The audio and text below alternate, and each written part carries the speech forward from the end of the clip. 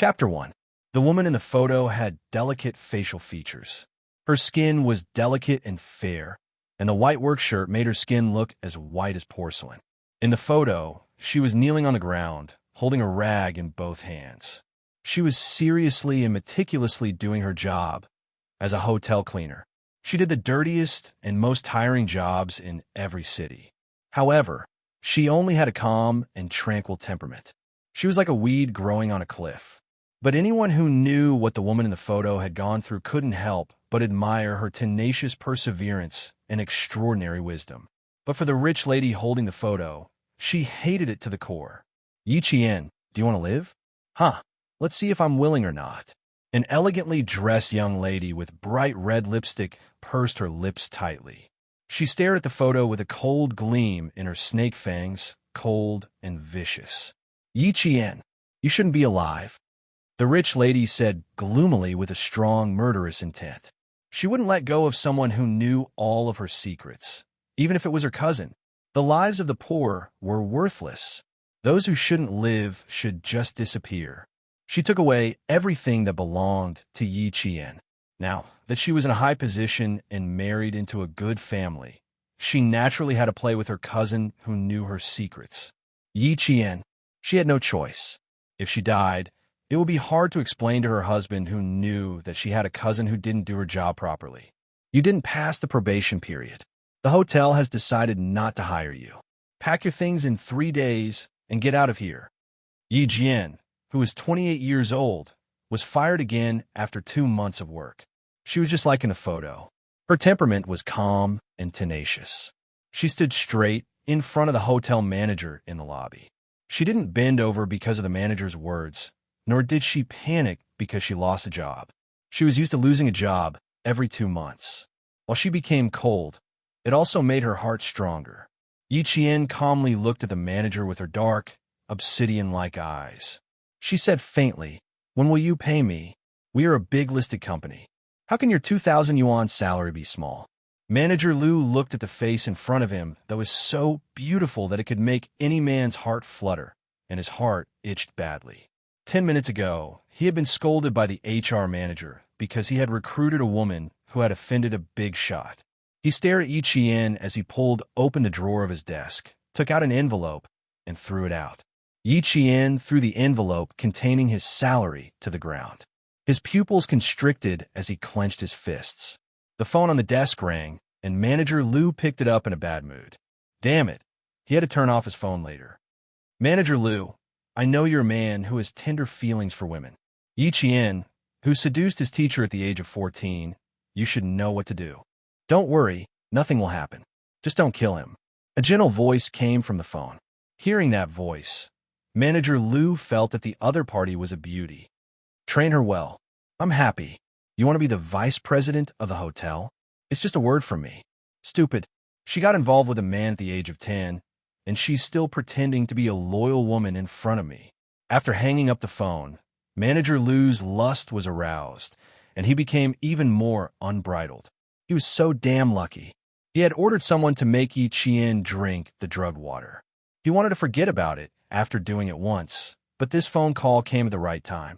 If he did it well, the wife of that big shot would be his backer in the future. Yiqian bent down to pick up the envelope containing her salary. Before her fingers touched the envelope, she looked up as if she had a premonition. Danger! Danger! She had to leave immediately. She had been able to survive until now because of her ability to react quickly to danger and avoid it. This was probably the only grace that life had bestowed upon her. At this moment, her body swayed without warning. Yiqian's alarm bells went off in her heart.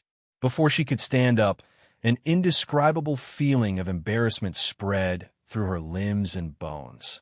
Her lower abdomen seemed to be on fire, and she fell down beside the desk. Damn it. Why are you pretending to be a pure woman? You're who got involved with your own teacher at the age of 14. Someone told me to treat you well. Let's see how you're going to escape this time. The drugged Yiqian was pressed against the desk. She didn't struggle violently. She clutched her collar tightly with one hand and groped around the desk with the other. When she came in, she saw the display on the desk clearly. With just a glance, She could remember the things on the display, where they were placed, and which were things that could be used as tools for self-defense. For example, there were 7 pens, 2 pencils, and 3 fountain pens in the black leather pen holder. One of the fountain pens was not capped. 2 ballpoint pens. Oh, and there was also a pair of office scissors. 2 buttons on her shirt had been ripped off, and that pair of dirty hands was holding onto her collar. Her pearly white teeth bit down on her lower lip. Even if she bit it until it bled, she didn't let go. Pain could make her more clear-headed, and she wouldn't succumb to the drug. Yiqian was a woman who could fight with her life on the line, and she was also a woman who could be ruthless. At the age of 14, she was framed for seducing her own math teacher. So many years had passed, and no matter how much her cousin, who had married into a powerful family, had played dirty tricks, she still managed to survive. Today, whether or not she could survive, she had to fight for it. Yiqian, who hadn't wasted any energy struggling, grabbed the uncapped fountain pen and stabbed it hard into the man's arm. The sharp tip of the pen pierced into Manager Lu's arm. Caught off guard, the man screamed and let go of the pen. Yiqian, who was already battered and exhausted, picked up the envelope containing her salary without any emotion in her eyes. She dragged her weak legs and staggered away, without looking at the beast whose arm was covered in blood. Before she could take 2 steps, the hair on the back of her head was grabbed. "Damn it! How dare you hurt me?" Manager Lu was a man after all. Even if he was injured, he still had the upper hand against a drugged woman. Bang! Yiqian, who was holding her head, was slammed onto the office desk. Immediately, warm liquid flowed out. Manager Lu was furious. He slammed Yiqian's head onto the desk again and again. He roared violently, "You shameless bitch! I'm going to kill you today." Yiqian knew that she had lost a lot of blood. Her head felt like it was going to shatter from the impact. She placed her hand on the office desk and reached for the scissors in the pen holder. The office phone was swept to the ground. If she moved forward a little more, she would have swept the pen holder over. Holding the scissors, Yiqian used the last of her strength and stabbed it into Manager Lu's chest with extreme precision. The sharp scissors accurately pierced his heart. Yiqian had cleaned the autopsy room at the medical school. She was a woman who was better at her professional classes than medical students who attended formal classes. She knew the structure of the human body very well. She couldn't just stab the scissors in. She had to pull them out. Only by pulling them out could the blood in the heart gush out like water from a high-pressure water gun. You want to save him? Maybe in your next life. Yiqian's face was covered in blood.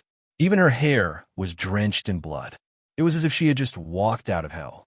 She leaned against the office desk with her eyes closed and fell for the office phone. Her bloody fingers pressed a string of numbers. Chapter 2. Shuku Village in Fujian Town was a village guarded by a troop deep in the mountains. In the middle of the night, the villagers of Shuku Village could faintly hear the sound of a truck. It was the sound of a military truck driving past the village entrance at night. It was past 2 in the morning, and the villagers were all sound asleep. Even if they heard it, they wouldn't deliberately wake up. Even if some people woke up, they would wait until they couldn't hear the sound before turning on the lights. The village chief had said that if anyone dared to disobey the rules, the road that the country had painstakingly repaired would be dug up. As for the person, he would be sent straight to jail and never be released. Yiqian had been awake for a long time. When she heard the sound of the military truck disappear, she endured her headache and climbed out of bed. She turned on the flashlight, and the flashlight shone on the wall with the calendar hanging on it. So, it really wasn't a dream. So, she could open her eyes again and see the sun tomorrow. So, the grace that life had bestowed upon her, and fate had arranged for her to grow through hardship and be reborn from the ashes, and not die so pathetically. Time ticked by. At 6:00 in the morning, smoke was already rising from the chimneys in Shuku Village. The mountain village, bathed in the morning sun, was lush and green, and the water gurgled. Outside the window, swallows flew and landed on the power lines, chirping happily. The clear morning sun passed through the thin mist and softly sprinkled down, making the flowers on the branches bloom even more brightly. The tender green buds and leaves supported the flowers, making the flowers on the branches look even more delicate and beautiful. Once again, she saw the flowers bloom in the warmth of spring and the return of the swallows. It was a completely different situation. Yiqian woke up in the middle of the night and didn't go back to sleep. She looked at the girl sitting by her bed and chattering nonstop. Her dark eyes narrowed slightly. The girl in front of her had red lips and white teeth. Her black hair was braided and hung nimbly from her shoulders. Her eyes were watery, like autumn waves. Her skin was a little darker, and there were small spots on both sides of her nose. These two flaws weren't considered flaws, but she remembered that she had done a lot of post-production work on them. This was Yi Ying, the source of all the hardships in her previous life, the source of her unhappiness in life, and the source of her miserable death. I have an exam on Monday. Remember to help me. Also, I brought back all my homework from school. Hurry up and help me finish it. Ying was born pretty, and her voice was also pretty. It was as pleasant to listen to as an Oriole. It was just that her tone was commanding, as if Yi Qian deserved it. Yi Qian hugged the blanket and watched as Yi Ying chattered away. He smiled and said, "Yi Ying, long time no see." 14-year-old Yi Ying, long time no see. Long time no see. He had just met him yesterday. You must have gone stupid from the fall. The 14-year-old Ying looked at her cousin, who was half a year older than her, and said worriedly, "You can't fall and become stupid. You're so beautiful. It'll be terrible if you fall and become stupid." She was so smart and smart. If she fell and became a fool, what would she do with her homework? Yi Qian's eyes curved into crescents. The corners of his mouth revealed a very, very faint smile, as clear as a stream. "If I fall and become stupid, won't you be worse off? There was no one to help you with your homework, no one to give you the answers to your exams, and no one to help you get a good ranking. Sigh, thinking about it. Why do I feel like you'd be worse off?" While admiring the changing expressions on Yi Ying's face, Yi Qian chanted Amit Ba in his heart. What a sin, what a sin. It felt so good to bully others. Why didn't she realize it before? As a 14-year-old again, she had to cherish this opportunity. "You really fell and became stupid. Do I need you to help me with my homework?"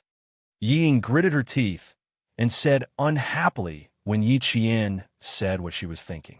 Her face was a mix of green and white. She tried hard to resolve her embarrassment, but in the end, she was still young and didn't have enough skills. It was inevitable that her expression would be a little twisted. Yi Qian looked at her expression and felt as if his withered heart had been injected with fresh blood. His whole person became much more lively. Chapter 3. In Yi Ying's eyes, it was as if she was going to apologize to her at any time. She lifted her chin slightly, waiting for Yi Qian to apologize. "It's been hard on you. You have to do your own things. I can't even refute you," Yi Qian said with a smile, looking helpless. She raised her hand and rubbed her head.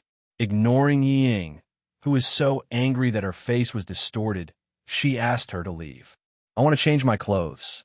You can leave first." "Yi Qian, you bullied me."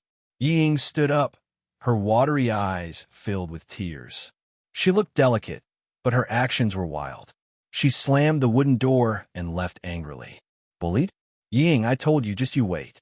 She was putting on her clothes slowly when she heard Yi Ying's pitiful cries from the courtyard. She was complaining to her mother. Yi Jian counted to 3 in her heart. When Yi Jian counted to 3, Sun Dongqing rushed in with a bamboo stick in her hand. She glared at Yi Jian and shouted angrily, "Stupid girl, you freeload in my house and bully your sister?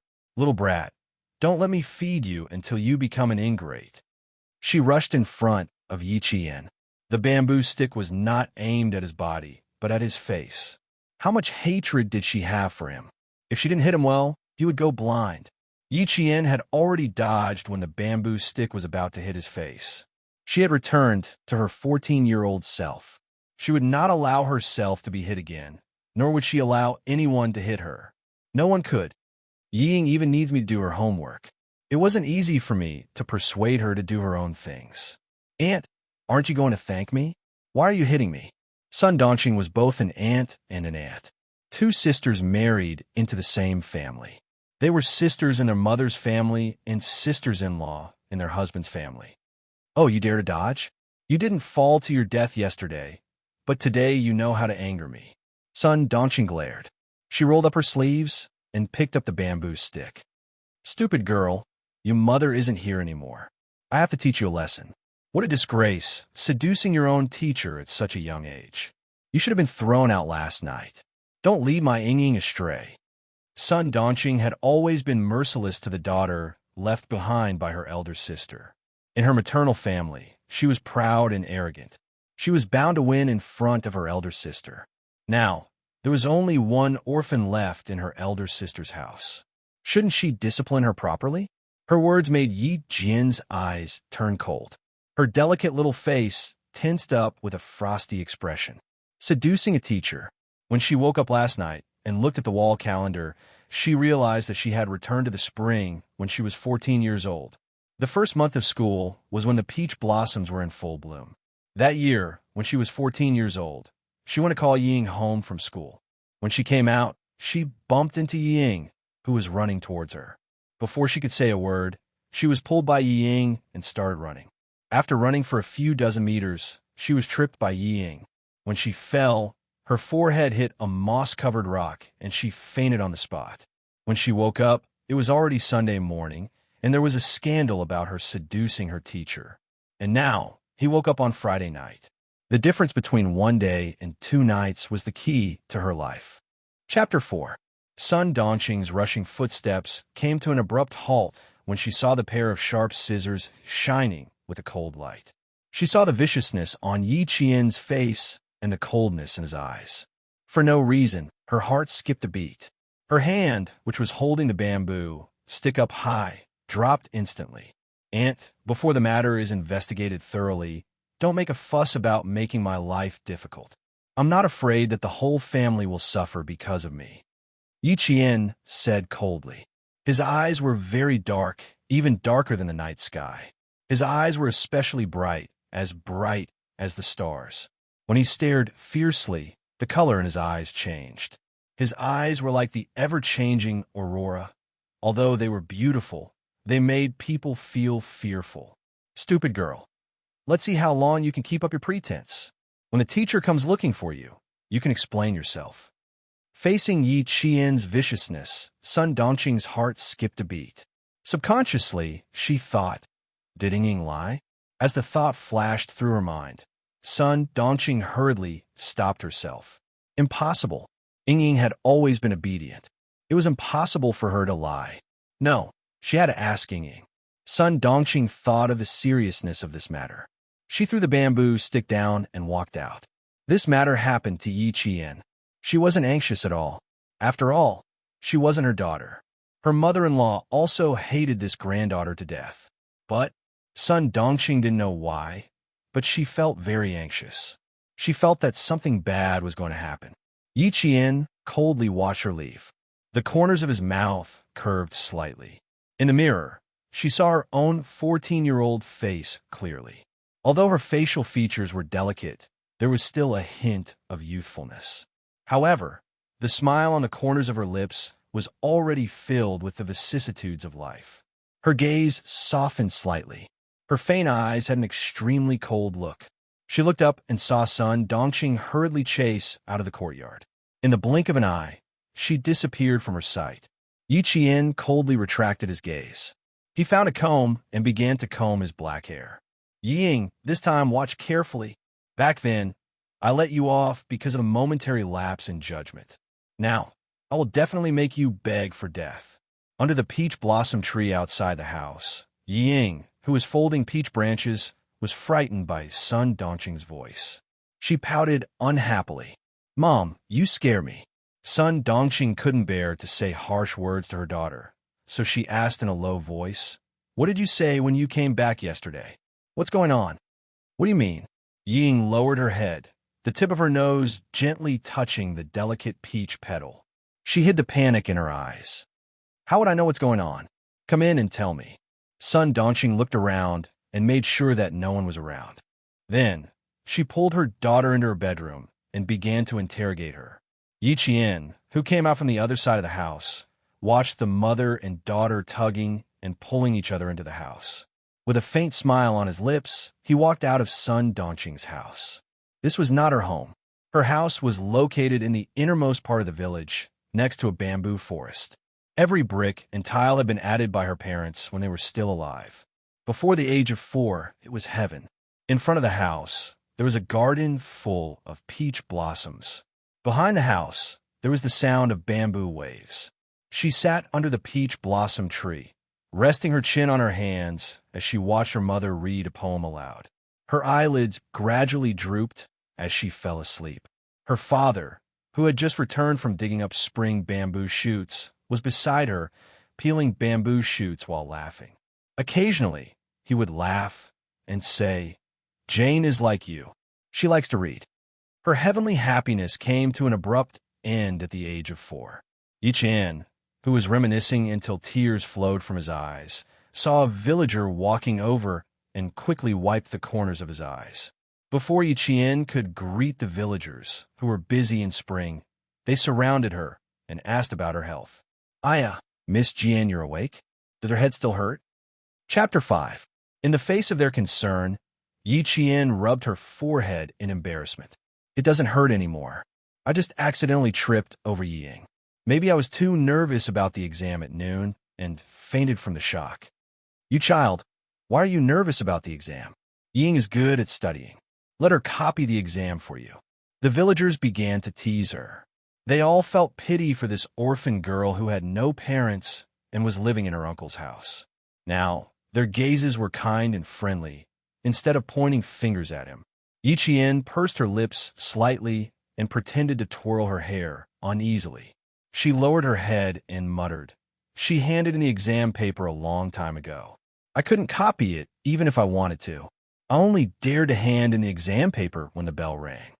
Her words made the villagers burst into laughter. Little Jian was an honest person. However, they did not know that Yiqian was already paving the way for what would happen next. "Uncle, Auntie, I'm going home to take a look. Please take care of yourself." Yiqian thanked them politely. Her delicate face had a slight smile. "I haven't been home for a long time. I'm going to tidy up." The villagers then realized that she was going back to her home in the village. "Uncle Jin should be there. He has a dog. Remember to shout before you enter the house." Yiqian naturally remembered. She still remembered how she was wronged and ran home crying. A big black dog barked and rushed out. If Uncle Jin had not appeared in time, she would have been bitten by the black dog. Later, Uncle Jin told her that the black dog was not a dog. It was an underage Tibetan Mastiff. Looking through the layers of peach blossoms, Yiqian saw her home hidden in the depths of a sea of flowers. It was exactly the same as in her memory. The greenish-black roof tiles and the white walls were as good as new. It was the time when the peach blossoms were in full bloom. The spring breeze caressed her face and the petals danced in the wind. Yiqian walked through the rain of flowers and walked out of the peach blossom forest to return to her home. Grandpa Jin, Yiqian, who was just a few steps away from the peach forest, raised his voice. Haiga was a Tibetan Mastiff. He had to shout in advance to prevent the same thing from happening in his previous life. She had jogged over, and before anyone could respond, she had already left the peach blossom forest. Yiqian stopped in her tracks and looked at the 4 unfamiliar men who were sitting in the field and eating noodles.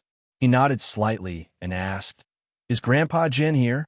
She only glanced at it once before lowering her gaze. She saw someone raise his hand and quickly take something off the wooden table. It was a gun. Looking down again, the 4 of them were wearing boots that ordinary people wouldn't wear. They were military boots. They were sitting upright, with their backs as straight as a poplar tree. Also, their hairstyles were crew cut, which was the uniform crew cut in the army. These 4 people were all soldiers. They sat in front of their house with smiles on their faces. They seemed to be chatting casually about something. Because of her appearance, the 4 of them were surprised. Uncle Jin, who had a piece of cloth around his waist that had been washed white, smiled and said, Come, Lout-hand pickled cabbage. I know you guys. Hey, Miss Jian." It was a girl from the village. The 4 of them quickly stood up.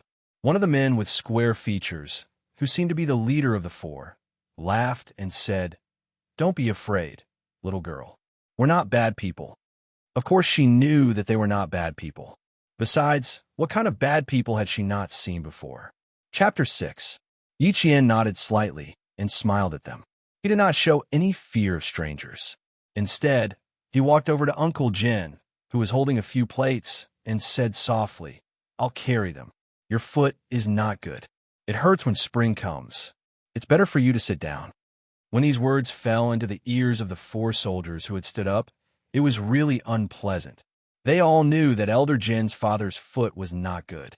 Elder Jin's foot was injured on the battlefield. When spring and winter came, it would hurt badly. This time, they came back to give Elder Jin's father a special cold-dispelling medicinal wine. However, they had just finished cooking the noodles and had not eaten a single bite when they saw a young girl suddenly appear in front of them. Sigh. She had misunderstood them. Elder Jin was surprised. How did the little girl know that his foot was not good? No one in the village knew about it. It's fine, it's fine. You just need to take care of yourself. Elder Jin was naturally referring to the incident where Yi Qian fell and fainted yesterday. However, there were other people present, so he did not say it out loud to save the little girl's face. Yi Qian pursed his lips and revealed an unnatural smile. It's just an accident. Thank you for worrying. She nimbly placed a few plates of sour and refreshing pickled cabbage on the wooden table. Then, she skillfully dripped some sesame oil on the table and added a spoonful of red chili oil. Not only was the pickled cabbage fragrant, but its color also became more vibrant. The bottle of soy sauce on the bed was not screwed shut. Yi Qian also screwed the lid shut. There were not many children in the village who were pampered. Children who did not have parents did not have the right to be pampered. Elder Jin looked at the young girl. Although she was thin and weak, she worked as if she had worked for more than 10 years. He felt a little sad and sighed softly. Little girl, don't be busy. They will clean up after they finish eating. Little girl, please take a rest. We will do it ourselves. Thank you, thank you. We will do it ourselves. If the company commander were to find out that these men were being served by a little girl, he would definitely be scolded badly. The 4 of them were embarrassed to let a little girl do all the work. One by one, they reached out their hands to block her, and the chopsticks on their bowls accidentally fell to the ground. The soldier closest to the chopsticks reflexively wanted to pick them up, but a pair of slender fingers beat him to it and accurately caught the chopsticks in her own hands. Yi Qian put his chopsticks back on the bowl and smiled faintly. It's not dirty. You don't have to wash it. Thank you. The younger soldier felt even more embarrassed and thanked him repeatedly. The soldier, who looked to be in his early 30s, smiled at Yi Qian and said cheerfully, "Young lady, your reaction is quite fast. Why don't we sit down and have a bowl of noodles together? You didn't even touch the noodles. Just give me a bowl. I've already eaten, thank you." Yi Qian's smile was very shallow, but when she smiled, there was also a hint of a smile at the corners of her eyes. She looked exceptionally comforting. This was the first time he met her, and he felt that she was a very polite young lady. After generously rejecting the soldier's invitation, Yi Qian turned to Elder Jin and said softly, "Grandpa Jin, I want to discuss something with you in a room." Before the word something could be said, a black shadow rushed out like an arrow. It was so fast that the petals that fell to the ground were swept up a few centimeters into the air. There were obviously other people, but the black shadow rushed in front of Yi Qian. It was so fast that even Elder Jin did not have time to react. Yi Qian did not move because she could not move. Equals. Chapter 7. Not only did the black figure rush in front of her, but it also stood up after letting out a low growl and placed its forelimbs on her shoulders. It was so close that Yi Qian could clearly see that Haega's sharp canine teeth were stained with blood. A strong smell came from its nose and mouth. It was the Tibetan Mastiff. Haega, don't move. Don't move. A few voices came at the same time. It was the 4 soldiers behind Yi Qian. They were telling Yi Qian to calm down and not scream or make any big movements. Yi Qian, who smelled the stench of blood, did not move. Instead, she tried her best to relax her shoulders and slowly adjust her breathing rate. The Tibetan Mastiff could fight a tiger, so it was best for her not to move. Uncle Jin did not move immediately. Instead, He clapped his hands lightly 3 times. Xianxia, whose fur was standing on end, allowed a low growl and bared its fangs ferociously. It looked like it was going to bite Yi Qian's neck in the next second. The man and the dog looked at each other for a few seconds. Xianxia let out another low growl and moved away from Yi Qian. It obediently leaned against Uncle Jin's side. Yi Qian, whose expression did not change, took a deep breath and finished what she wanted to say with a smile. Grandpa, I have something to tell you in the room. There are many brave people, but not all brave people could be so calm. What was a Tibetan Mastiff? The 4 soldiers sitting there all knew what it was. The Tibetan Mastiff by Uncle Jin's side was the first generation of the Iron General. Its fighting ability, reaction speed, and ferocity were all at the first level. A normal soldier would not be scared to the point of peeing his pants, but his expression would definitely change drastically. This little girl in front of them could still finish her sentence so calmly. It was indeed admirable. Uncle Jin seemed to have guessed something. He looked at the 4 soldiers who were looking at Yi Qian in shock. He nodded and brought Yi Qian to a room with new furniture. Little girl Jian, this room has always been prepared for you. This is your home. As long as you want to come back, you can come back anytime. His simple words instantly touched the softest part of Yi Qian's heart. She turned around and bowed deeply to Uncle Jin. Grandpa Jin, thank you. This was a big gift. Coming out of nowhere, it really startled this old revolutionary who had walked through a hail of bullets. His calloused hands firmly supported Yi Qian. He said with a deep voice, Little girl, I can't accept your bow. This is your home. I'm just staying here. As long as you don't come back, of course I have to keep watch for you. He was strong and did not give Yi Qian another bow. Little girl, stand up. Man, if you want to establish yourself, you must first straighten your back. Grandpa Jin, thank you. Yi Qian raised her head and looked at the gray-haired old man who was teaching her how to behave like a family member. Yi Qian will remember your words. Uncle Jin did not ask why Yi Qian suddenly wanted to come back. If he wanted to ask, he would not have tidied up the room so well. Chapter 8. Old Uncle Jin glanced at the empty wooden table and said to Yi Qian in a gentle voice, Girl, you'll know who they are in the future. I can't promise you anything else, but I promise you that you won't be bullied in this house. Bullied? She wouldn't let herself be bullied again. Yi Qian nodded lightly. She thought about it seriously and blinked her eyes playfully. Don't worry, I won't say anything. There was no shortage of smart people in this world, but there was a shortage of smart people. Old Uncle Jin laughed loudly and looked at Yi Qian with even more kindness.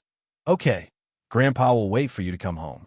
When Yi Qian walked out, Xianxia suddenly appeared. Old Uncle Jin smiled at her. Weren't you afraid just now?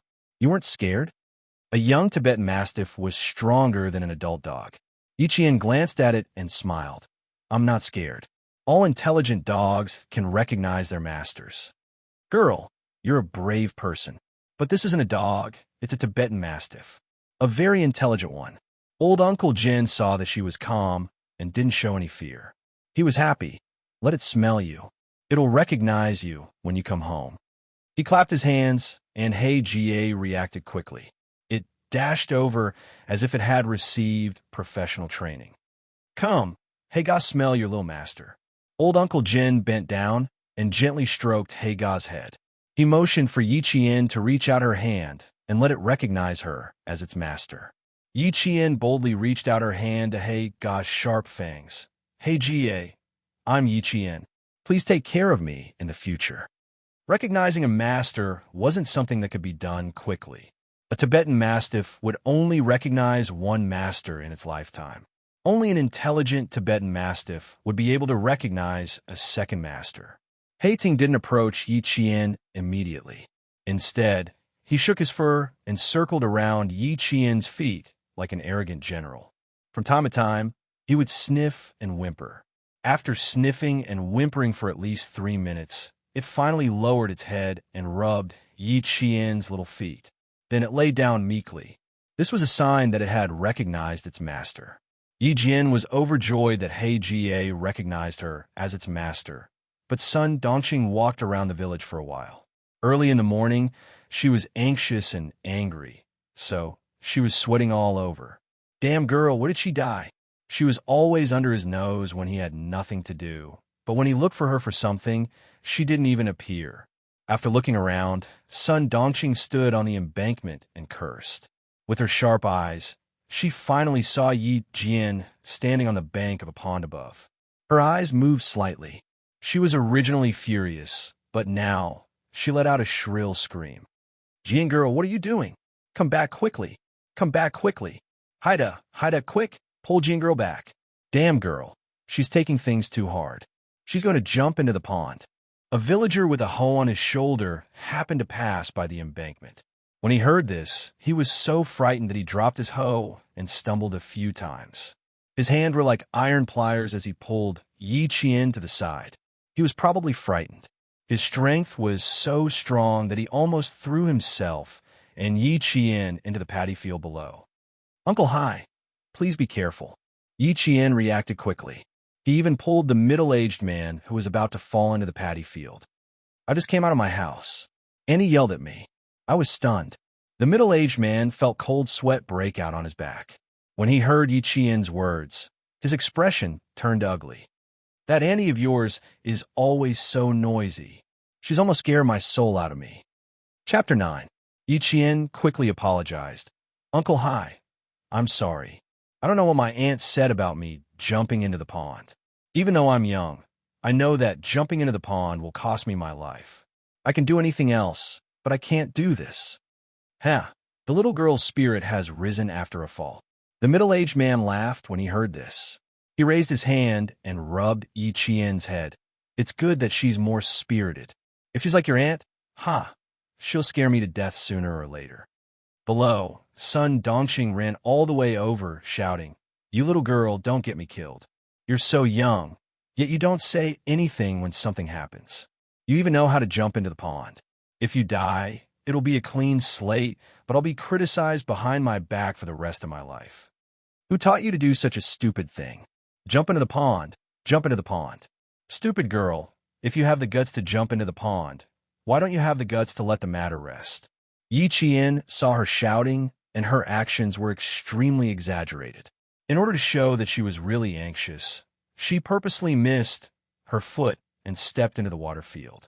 When she pulled her foot out, she realized that her leather shoe was stuck. She even remembered to pull it out and put it on before running. After running for 2 steps, she fell again. She didn't even have the dust on her body, making it seem like she was really anxious. Her voice was loud, and the matter was so serious that the villagers who were busy at home all rushed over. They didn't understand why they came back. They only heard Sun Dongqing's shouting and thought that Yi Qian had done something embarrassing and felt that she was going to jump into the pond. What happened? What happened? Little girl, Jian, jumped into the pond? How can a child know how to jump into the pond? Quick, go and see what happened. That woman Sun Dongqing is so scared. It was undeniable that Sun Dongqing was really willing to go all out for Yi Ying. She was a smart woman. Yi Qian always knew that he had suffered a lot at her hands in his previous life. But this time, he wanted to make her lose all her face. What's wrong with my aunt today? She looks like she's lost her mind. Why do you look just like my grandfather before he fell ill? Yi Qian muttered softly to himself. He didn't need to be too loud, just loud enough for Uncle Hai, who was picking up the hoe, to hear. He raised his head and looked at Sun Dongqing, who was screaming and jumping as she ran over. He chuckled and joked, Isn't that so? You're crazy. He paused and looked at Yi Qian with a smile. When your grandpa had a relapse, you were only 3 years old. How did you know? Yes, he got sick on the 7th of April. He ran out alone on the 27th of October and found Grandpa in the reservoir at 4 in the afternoon. Yi Qian lowered his eyes slightly. His voice was filled with sorrow, and Uncle Hai couldn't help but sigh. He glanced at Sun Dongqing and sighed. This auntie of yours, she's spouting nonsense. Why don't you reply to her? Yi Qian smiled bitterly. His whole body was filled with helplessness. He said softly, The innocent knows that they are innocent, and the muddy knows that they are muddy. Uncle Hai, I'll head over first. There are some things that I still need to talk about. I'll go with you. Sigh, you're such an honest child. When Uncle Hai saw this, he felt a pang in his heart. Yiqian had no parents, so he wanted to dote on him. On the other side, Sun Dongqing saw that the two famous gossipy women in the village had rushed over. She also saw that Yiqian didn't reply to her criticism as usual. She was secretly pleased with herself. Chapter 10. There were two famous gossipy women in the village. They carried Sun Dongqing to the pond while inquiring about the situation. Two of them wanted to know, while the other wanted to spread rumors. After a while, the villagers who came over knew what was going on. No way. Seducing a teacher. Are you serious? Hey, little girl, you're not even fully grown yet, but you already know how to seduce people? Sun Dongqing seemed to be scared out of her wits. She howled, "Isn't that so? When I came back yesterday, my Ying didn't dare to say anything, so she pretended to faint. If Ying hadn't let slip today, I wouldn't have known about this. I told you, a pretty girl will ruin things. Look, isn't this happening now? She thinks she can seduce people just because she's pretty. TSK, TSK, TSK. Be careful not to lead your Ying astray." The two gossipy women spoke one after another, convicting Yi Qian in just a few sentences. The villagers who didn't know what was going on were stunned when they heard this. They were all skeptical and doubtful. You all know that the Jian girl is mischievous, unlike my Ying who is honest and only knows how to study. With such a big thing happening, I only hope that the school won't come knocking on our door. Sun Dongqing howled even louder, throwing all the blame on Yi Qian. On you, I've never thought of myself as pretty, and I've never done anything just because I'm pretty. I really can't bear to hear you say that. What a little girl like you know. Yi Qian walked over and stood in front of them, blocking their way. He raised his voice and said calmly, "And Auntie Chio, you know that I'm not fully grown yet. How could you believe that I seduced a teacher? Your daughter is my classmate. You can ask your daughter Wenli if I seduced a teacher. Have you two seen me seduce a teacher with your own eyes? I, Yi Qian, may not have parents, but I know that a teacher is not to be bullied. The best way to fight back was to stand up bravely in the face of rumors and slanders." Yi Qian's experience from his previous life allowed him to stand upright in front of them at the age of 14. Her gaze was as clear as the sun at this moment, so clear that it was as if all the darkness could be seen in her eyes, and there was nowhere to hide. Sun Dongqing was stunned when Yi Qian stood in front of her and said his first sentence. This wretched girl actually dared to talk back to him, and even talk back in front of the neighbors. After being stunned for a while, he thought to himself, "Oh no, I'm afraid that this wretched girl is not easy to deal with." Throwing a tantrum and pestering endlessly was her specialty. When she saw that the situation was not right, she cried out, "Ayaya," and started to make a fuss. "Elder sister, you left a troublemaker with me. She even knows how to talk back. Are you trying to piss me off? Are you trying to piss me off?" Aunt Yu and Auntie Chio were still supporting her on either side.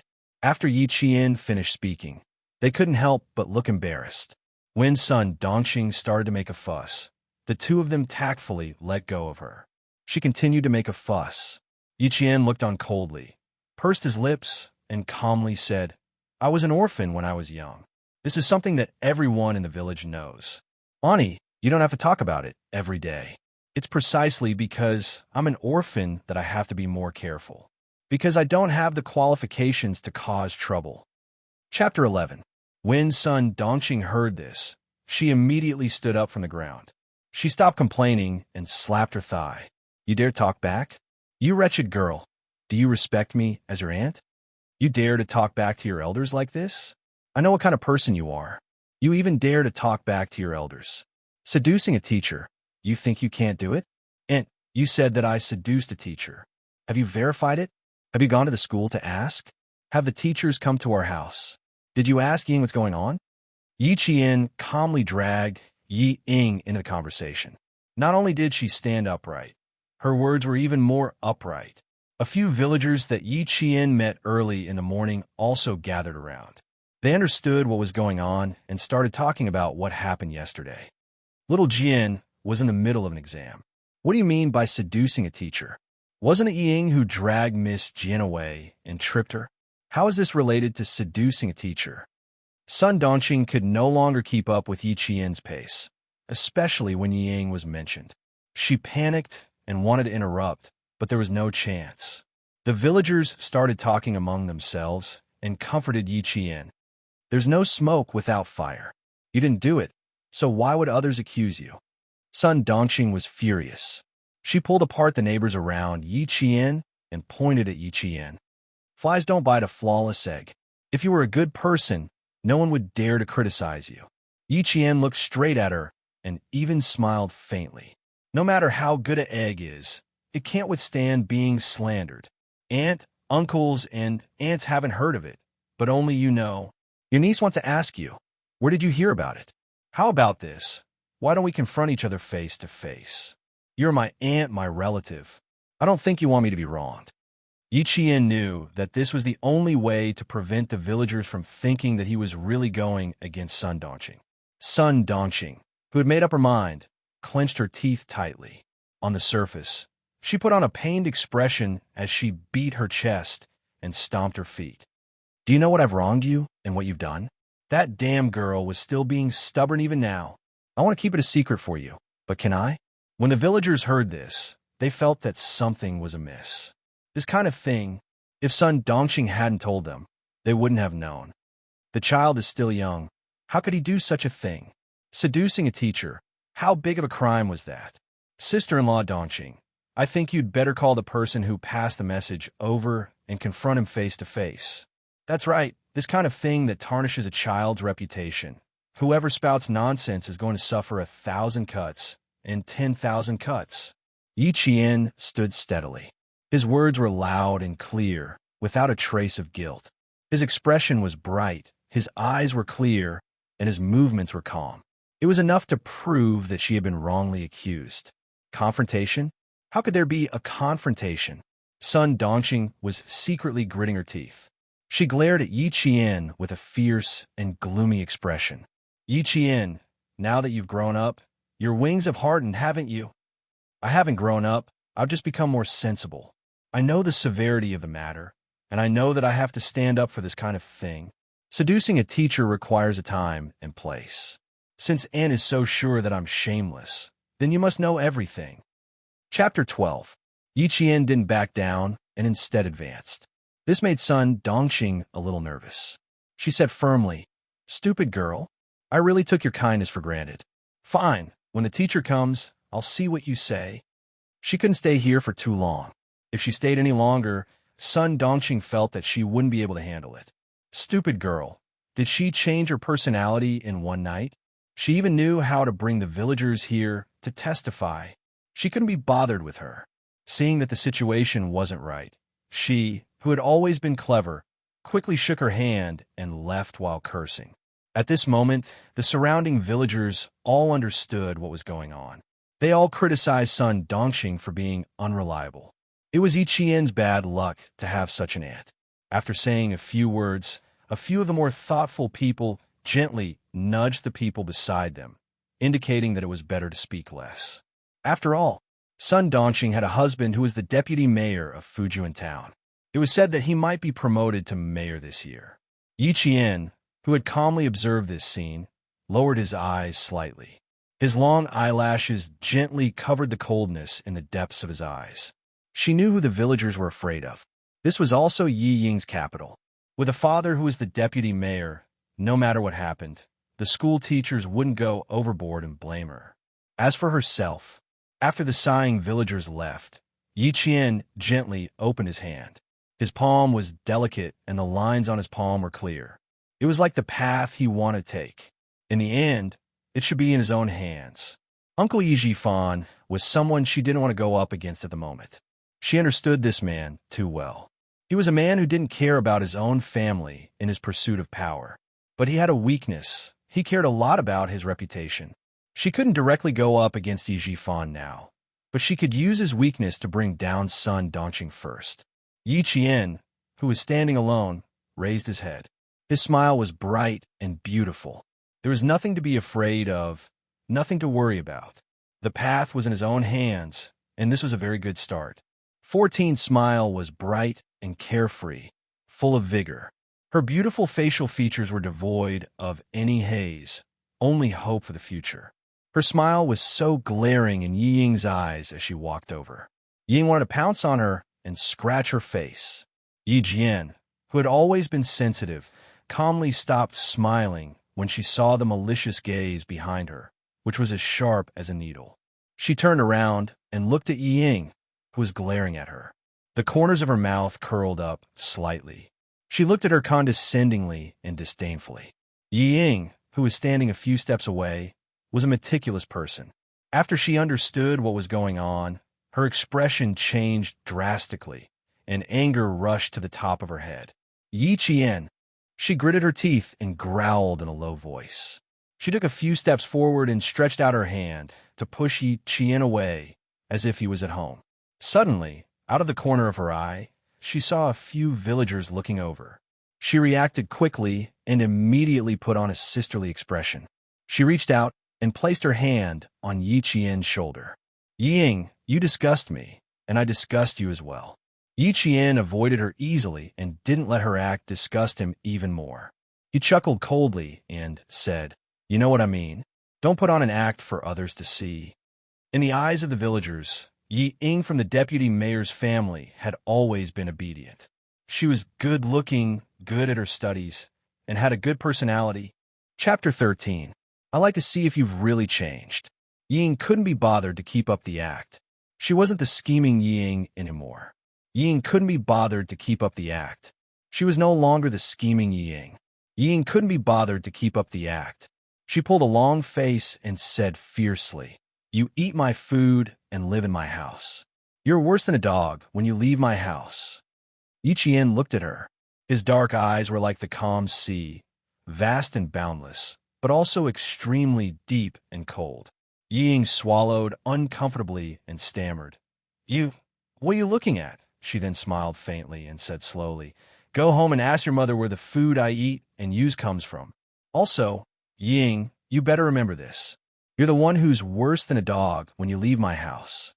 I'll see you on Monday, Yi Ying." Monday, Fujian Town Middle School's second-year mock exam. Don't underestimate this town's middle school. Due to the presence of a military unit, the curriculum was very strict. At the mention of Monday, Yi Ying's face froze. She was angry, but she also felt that she had suffered a great injustice. Her pair of watery eyes were like pearls, dripping down drop by drop. "Sis, I was wrong. I was wrong. Don't be angry, okay?" Yi Ying's heart was filled with hatred, but she immediately admitted her mistake. She was like a temperamental child who could easily be forgiven by an adult. Yi Qian glanced at the hand tugging at his sleeve and looked over with a half-smile. "I've seen plenty of two-faced people. The more you hate me now, the more aggrieved your expression is. I know what you told your mother." As Yi Qian spoke, he suddenly leaned over slightly. His dark eyes were cold as he carefully stared at the flustered Yi Ying. "So, the reason you dragged me away yesterday was because you were seducing the new math teacher." Yi Ying, who was flustered, heard this and felt guilty. In order to cover up the truth, she raised her voice and said sharply, "Nonsense. You know very well whether I'm talking nonsense or not." Yi Qian raised his hand and patted the back of Yi Ying's hand gently. He smiled faintly. "Yi Ying, you've never been good at language. You definitely didn't remember this sentence." At that moment, Yi Ying felt as if something was branded on the back of her hand that had been slapped. She was so scared that she quickly flung her hand away. She then looked at Yi Jian, who was clearly smiling faintly. She seemed to be the same as before, but there was something vaguely different about her. Yi Jian's dark eyes looked at her, and there seemed to be a slight smile, but she saw more coldness. "Yi Jian." Yi Ying wanted to raise her voice as usual, but when she opened her mouth, she realized that her voice was trembling. "I'm going to tell my dad. You bullied me. You bullied me." Yi Ying saw that Yi Qian, who had always acted weak in front of her, and whom she looked down on, left without looking back. She was anxious and scared, and she cried even harder. Chapter 14. When Yi Ying chased after her, she happened to see son Dongxing talking to village chief Zhang Difu, who had gone to the town government office early in the morning.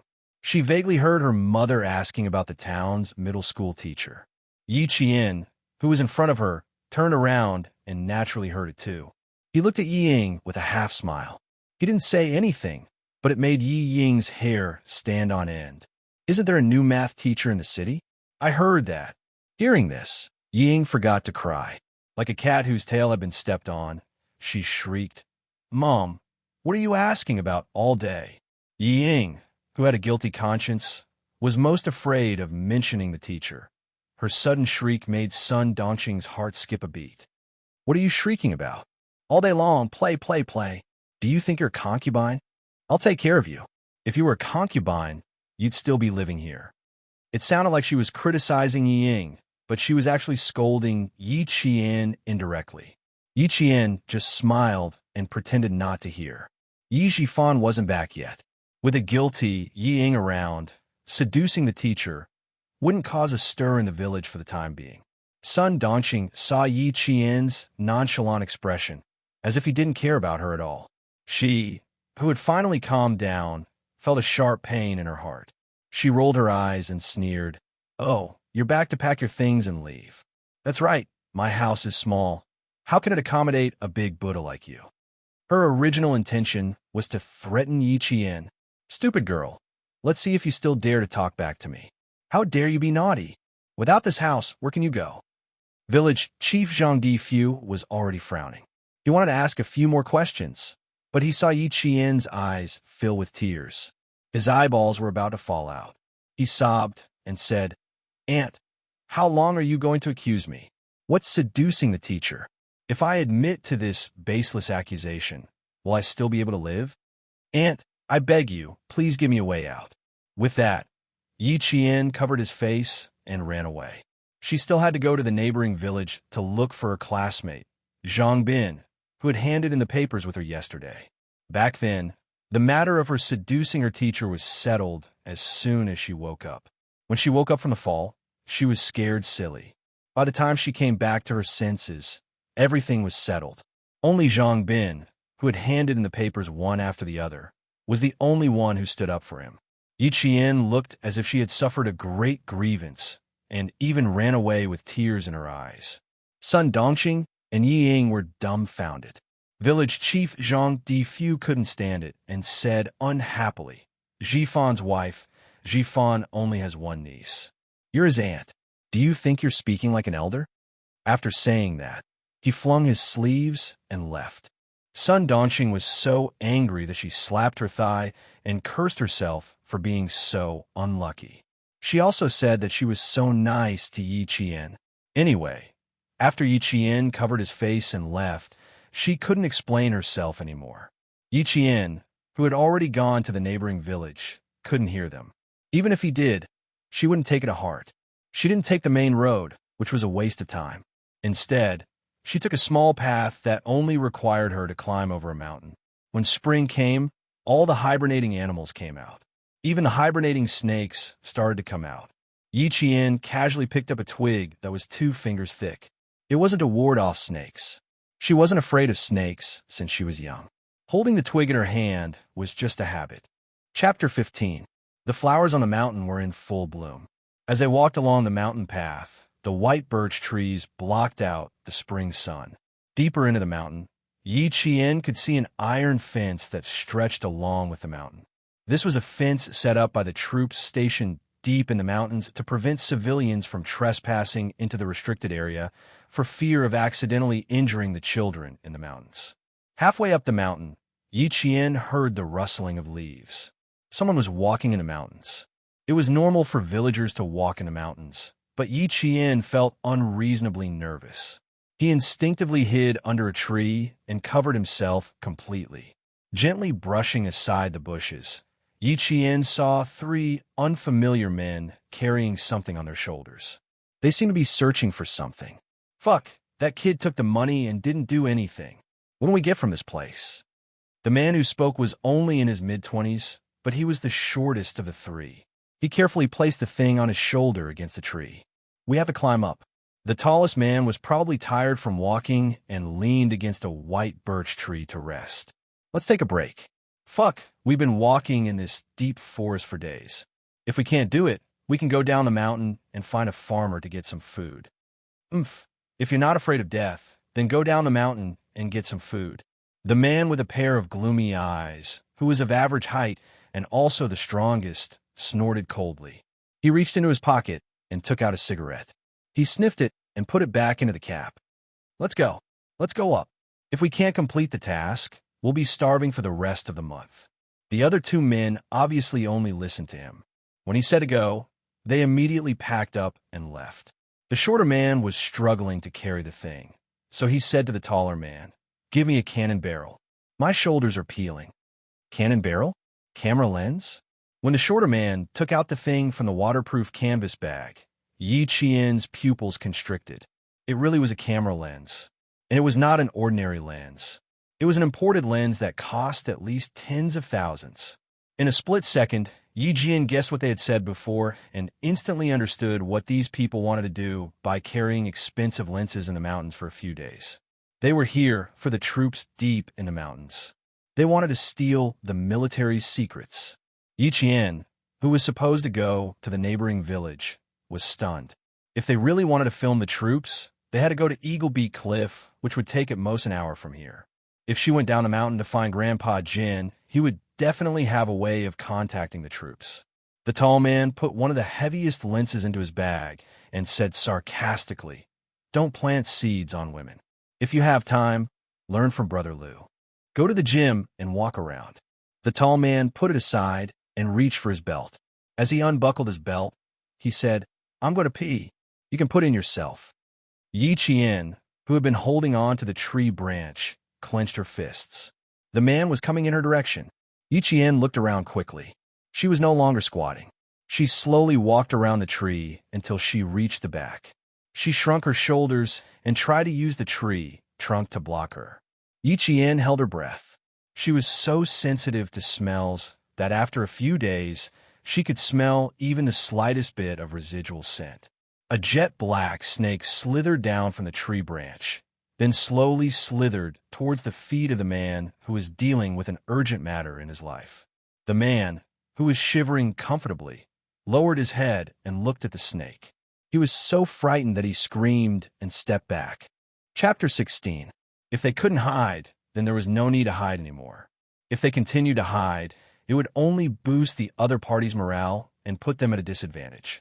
Walking out from behind the tree, Yi Qian glanced at the three people indifferently. "I've startled you guys." She flicked the branch lightly at the snake's body and threw it into the air. She then raised her hand and grabbed the falling snake. "Oh shit. Oh shit. Fuck you." The tall man who was frightened by the snake saw the mountain girl whose face was still covered in mud walk out from behind the tree. She nimbly picked up the snake and threw it into the air. Then she grabbed it lightly. The black snake, which was at least 50 centimeters long, twisted in her hand. The snake's 7 inches were pinched and its entire body wrapped around Yi Qian's arm. She didn't use any strength and gently wrapped it around the snake like it was a tree branch. "Kugong snake, highly venomous. You didn't get bitten. You're lucky." Yi Qian grabbed the snake's head and skillfully opened the snake's mouth, exposing the venomous fangs hidden in its upper and lower jaws. Good fangs, good venom. It can be used as medicine. It's worth a lot of money. The three men's scalps went numb at the sight. Fuck, didn't the children in the mountains play with toy snakes? Did they play with real snakes? The tall man was so scared that he didn't even buckle his belt properly. "Fuck you, you're scared out of your wits." The man in the lead quietly placed his hand behind his back before gently retracting it. He stared darkly at the girl in front of him, whose face was so dirty that he couldn't even see her facial features. After sizing her up for a while, he squeezed out a question and asked, "Little girl, where are your parents?" Yi Qian, who used to work in a top security company, narrowed his eyes slightly when he saw him pull his hand back. This person had a gun on him, and it was behind his waist. "Bitten by a snake. I couldn't save her." With one hand holding the snake, Yi Qian replied coldly. She calmly walked away from the leader and let the shortest man stand in front of her. Using the man in front of her as a human shield would at least make her safer. Even if the opponent had a gun, she could still escape. Not only was he bold, but he was also extraordinarily calm. The short man who was closest to Yi Qian raised his hand and blocked Yi Qian's path. "Little girl, you want it?" Yi Qian did not let him finish his sentence. His eyes narrowed slightly, and the venomous snake with its mouth wide open suddenly moved closer to the other party's eyes. "If you want it, sure. I caught the snake. Pay for it." Her movements were so fast that the short and small man was so frightened that he shuddered and took a few steps back. He gasped and shouted, "Fuck! You scare me to death. Who the hell wants to buy it?" The mountain path was only so wide, and he bumped into the leader, who was unprepared for the sudden retreat of his men. Crash! Both of them fell into the bushes on the side of the road. The leader who fell accidentally revealed the gun at his waist. This made Yi Qian's pupils contract. He nimbly turned around and walked down the mountain. When the tallest man saw his men fall into a mess, he, who had gathered his courage to stop Yi Qian, hurriedly shouted, "Brother Kun!" "Fuck!" Brother Kun, who was the cushion, fell until his face turned black. The guy who was on top of him was still scrambling to get up. Out of the corner of his eye, he saw the village girl who caught the snake walking down the mountain. Brother Kun fiercely shouted, "Stop her!" Chapter 17. All snakes were agile. As long as their weak spots were not pinched, they were extremely aggressive, especially poisonous snakes. The free Mr. Crow moved its body and opened its mouth wide, biting Brother Kuen's arm. Brother Kuen, who was bitten, grabbed the Mr. Crow snake and threw it into the forest. He gritted his teeth and said, "Get them back here. This stupid girl knows what we're talking about." It was not easy to catch up with Yi Qian. After her first accident in her past life, she had developed the habit of running in the morning to make her body stronger. She had a strong personality and never stopped running, even if it was raining or snowing. Otherwise, how could the boss of the security company, who also ran every day, let her into the security company when she did not have an identity card and a household register? A 28-year-old soul and a 14-year-old body combined so well. The mountain wind blew past her face and the trees behind her. She was able to shake him off from afar. It took less than 10 minutes to run from the mountainside to the foot of the mountain, but Yi Qian did not choose to run on the mountain path. Instead, she ran into the forest. The sound of leaves rustling made one of the soldiers raise his hand and cover his comrades who were scouting. "Someone's here," he said softly. The sound of leaves rustling suddenly reached his eyes. She was extremely fast and rushed out like a chamois in the forest. She bumped into the muzzle of the soldier's gun. Yesterday at around 5 o'clock in the morning, the soldiers patrolling the mountain discovered traces of someone squatting in the mountain. Until today, the person was still searching. Just in case, their group's steel guns were not equipped with bumpers. They could shoot directly. Yi Jian's forehead bumped right into the muzzle of the gun.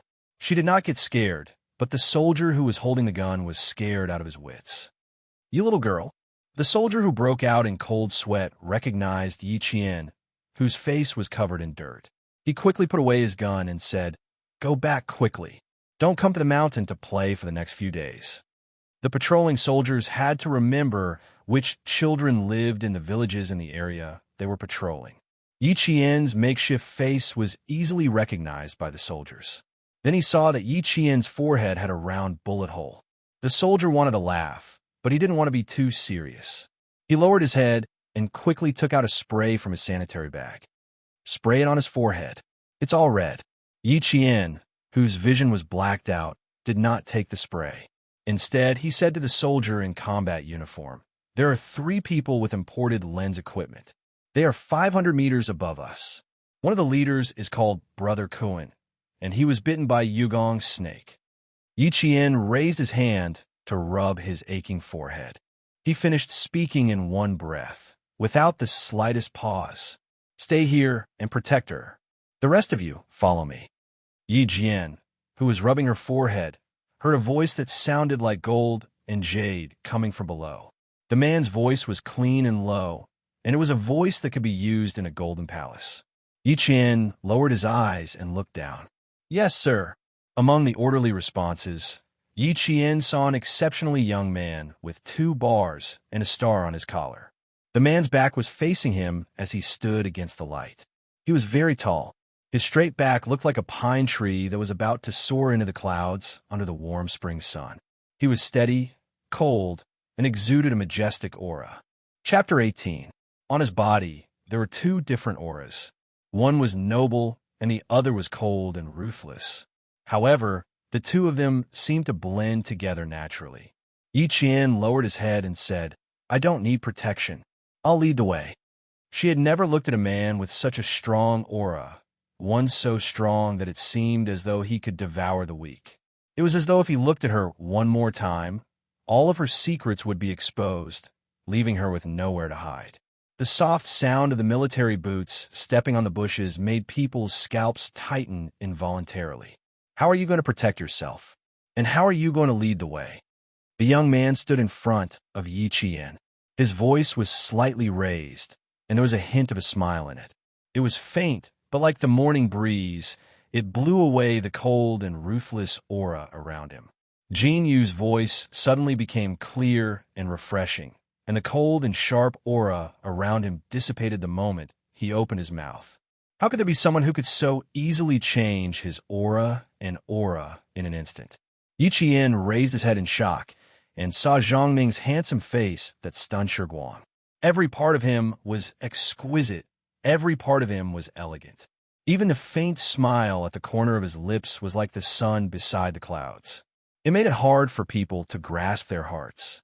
Even if they had to give everything they had, they would still be willing to do so. If this man had a few more years, his aura would be so strong that one would feel pressure just by looking at him. Under his aura, they would lower their heads uncontrollably and submit to him unconsciously. "I naturally have my own ways." Yi Qian looked at him and said calmly. No matter how handsome or noble a man was, it was enough to just look at him. "I'll lead the way. It will save you a lot of time. Also, that man called Kuan-ji has a gun on him. You guys be careful. Naturally, I have my own ways." Because the other party was a little girl, the man who had a rare smile on his face for fear of scaring her heard those words. But when he heard that, his eyes gradually darkened. His thin lips were no longer smiling, and he appeared exceptionally cold and stern. Even the cold air that he had restrained was slightly released once again. Yi Qian, who did not avoid his gaze, continued to stare at him. He saw the young soldier's dark eyes, which were as vast as the night sky, gradually turn cold. The faint smile in his eyes disappeared, and when he spoke again, his voice was deep and cold. "Little girl, protecting yourself is not just for show. As for leading the way," Xia Jinyuan knew that the elders in the mountains would often guide the soldiers in the army, but he had never let a teenage girl lead the way. In his eyes, Yi Qian was still a little girl. However, in her eyes, he was just a young soldier in his early 20s. Yi Qian chuckled and said indifferently, "Major, you should choose to believe me instead of standing here and talking to me." The young major's black eyes, which were as sharp as an eagle's, sized up the little girl in front of him who had her back ramrod straight. Then he nodded his head. He seemed to be admiring her, but there was also a deeper meaning behind his words. He said indifferently, "You are very bold." He walked past Yi Qian and ordered the soldiers who stayed behind, escort her down the mountain. Before the suspect is found, seal the mountain. Although he was young, he was already an officer with real power. Yi Qian, who did not back down because of this, turned around and looked at the major straight back. He smiled slightly. "Kuan-ji was bitten by the crow snake I threw out. If it isn't dealt with in an hour, his life will soon be in danger. Major, can you find him within an hour?" Chapter 19. Xia Jinyuan had never been threatened like this in his entire life. He did not expect that the young girl in front of him would be so bold as to follow them into the mountains. The sun shone through the leaves and scattered sparsely. Standing in the mottled light, the girl had a pair of dark eyes that were filled with tenacity. They were dark and had an all-encompassing coldness. The expression in the girl's eyes did not match her age. It was quite appropriate to describe her as mature. The determination in her eyes made him feel a little reluctant to reject her. "Little girl, if you want to lead the way, You have to follow us yourself. Lu Bing, take care of her. Xia Jinyuan did not choose to believe that she would lead the way because he did not want to continue talking to this young and mature girl. He wanted to take her to the mountains and let her know what danger was. Only then would she be completely obedient. His strides were huge. Dressed in a combat uniform and army camouflage, he held onto a bush with one hand and jumped lightly. His arched back made him look like a ferocious beast that had its eyes on its prey in the forest. The soldier who was left behind, Lu Bing, took off his helmet and laughed. Little girl, you actually have the guts to threaten Captain Xia. Fortunately, you're not his soldier. Otherwise, he took off his helmet and placed it directly on Yi Qian's head. Otherwise, you would have to fix it. Wear your hat and follow closely. Captain Xia was referring to the young major. What was there to be afraid of? She naturally had her own reasons for bringing it up. Yi Qian did not even have the chance to refuse to wear his helmet. He held onto the bush with both hands and followed closely behind her. There are traces of squatting here. There are traces of a tripod. Take a picture of this as well. Yi Qian quickly caught up and saw the soldier who was supposed to be chasing the criminal and the man called Captain Xia standing together. He pointed to a spot, and a soldier took a picture with his camera. Xia Jinyuan had already heard the rustling of the bushes behind him. He was a little surprised. The little girl was quite wild. She caught up so quickly. I met them a little on the other side, but they're gone now. Yi Qian pointed at the slope in front of them and pursed his lips. However, I'm sure they won't dare to walk up the mountain. After being bitten by a snake, walking on the mountain was a dead end.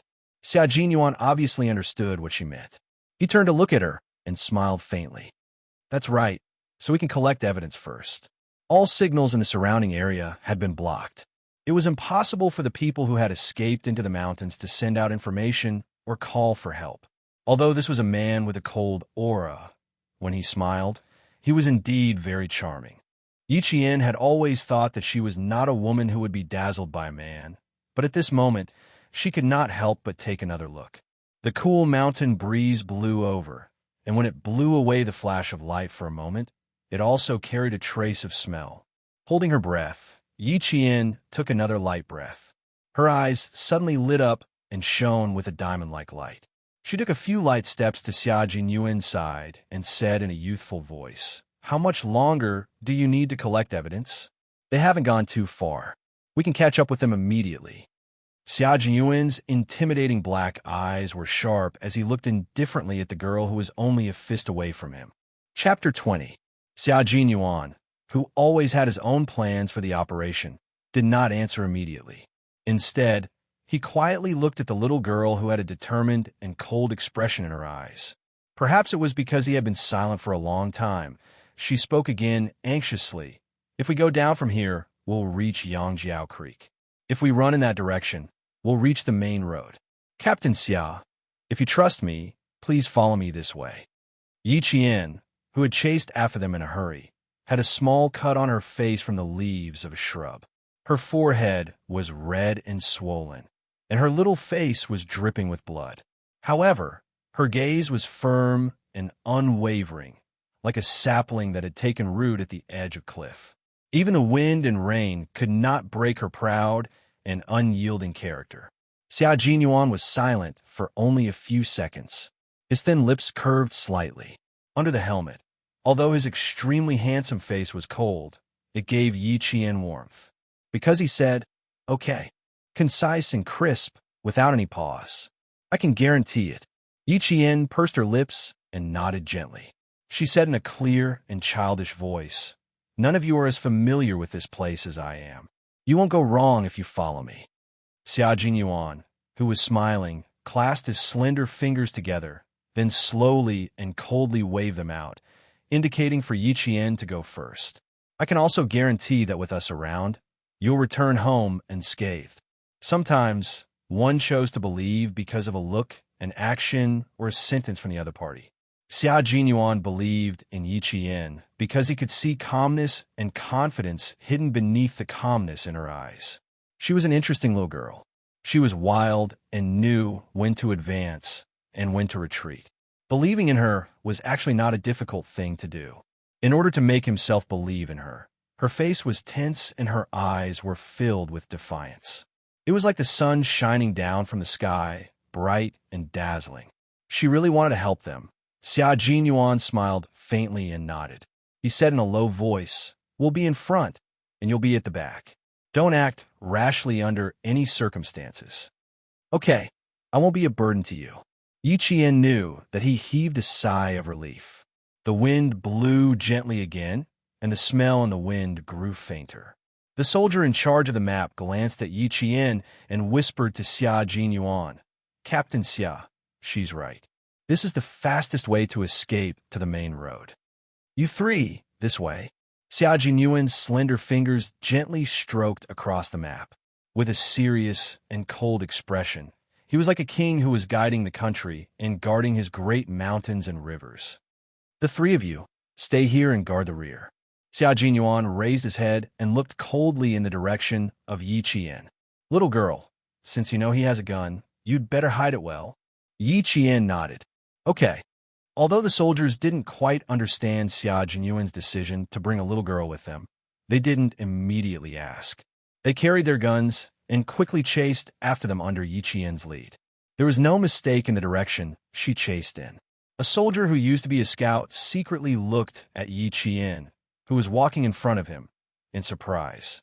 This little girl didn't observe her surroundings, didn't look at the scene, and didn't analyze the possibilities. How did she do it? Compared to the scout's surprise, Xia Jinyuan was only shocked for a short while before calmly accepting it. Chapter 21.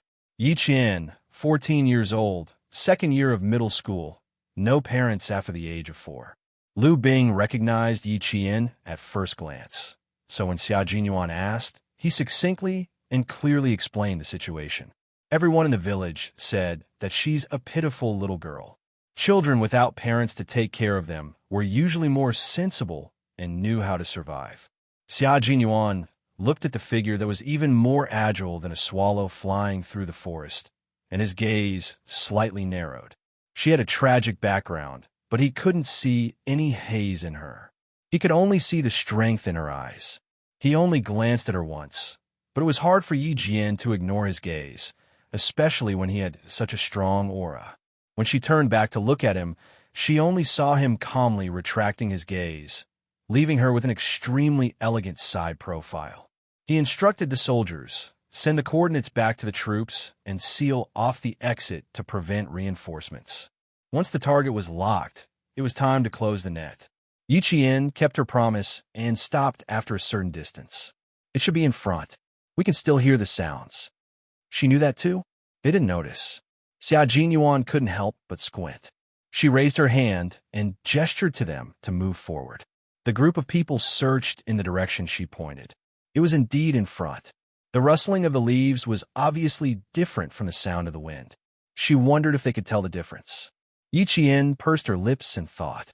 Xia Jinyuan, who was the first to come down, glanced around the rocky slope and found the traces left behind by the 3 suspects. The large patch of thorns that had been cut open was the strongest evidence left behind by the suspects. How did she know the exact direction the suspects had gone? How did she know that the suspects had stopped here? Yi Qian came down after her. Before she could steady herself, she felt a questioning gaze on her. She looked up and met the gaze of the person who was looking at her. "What sharp girl?" Xia Jinyuan suppressed the growing doubts in his heart and reminded Yi Qian again, "Hide well and wait for us to come back. I'll send someone to send you back to the village later." Who asked him to send someone? As soon as they left, she immediately turned back. She only helped them because in her previous life, when she was at her lowest point, a soldier wearing the same military uniform bought a ticket for her. This was a favor that he would never forget, no matter what. Brother Kuan and the other 2 were captured while they were resting. As Yi Qian was leaving, he vaguely heard the sound of a gunshot behind him. Finally, everything returned to silence. Yi Qian did not go back the way he came. Instead, he went to the spring and washed his face. He washed off the dirt that he had smeared on his face before heading to Zhang Bin's house in the neighboring village. By the time Yi Qian returned home, it was already past 4 in the afternoon. As soon as he reached the main road, he saw Sun Dongqing and Ying standing by the roadside with a suitcase in their hands. Seeing her come over, the mother and daughter both rolled their eyes coldly at her and ignored her. When they ignored him, Yi Qian was happy to relax. "Mom, have you locked up the house? You won't be coming back for a while. If you don't lock up properly, you might attract thieves." Yi Ying's worried voice came from behind him. Her voice was neither loud nor soft, and it sounded like she was really worried about attracting thieves. Sun Dongqing snorted coldly and continued her daughter's words with a fake smile. "If she dares to come in, I'll beat her up. Beat her until she doesn't dare to do it again." He turned around, thinking that Yi Jian would stop. Who knew? She had already walked far away. Sun Dongqing bit her cheek and spat in disdain. Her narrowed eyes flashed with malice. Chapter 22. On the mountain, Xia Jinyuan ordered the soldiers to stop looking for her through his earpiece. This little girl, he had told her to hide well, but she actually left without saying goodbye. Was it that difficult to say goodbye before leaving? "Captain Xia, should we send someone to the village to ask if she has returned?"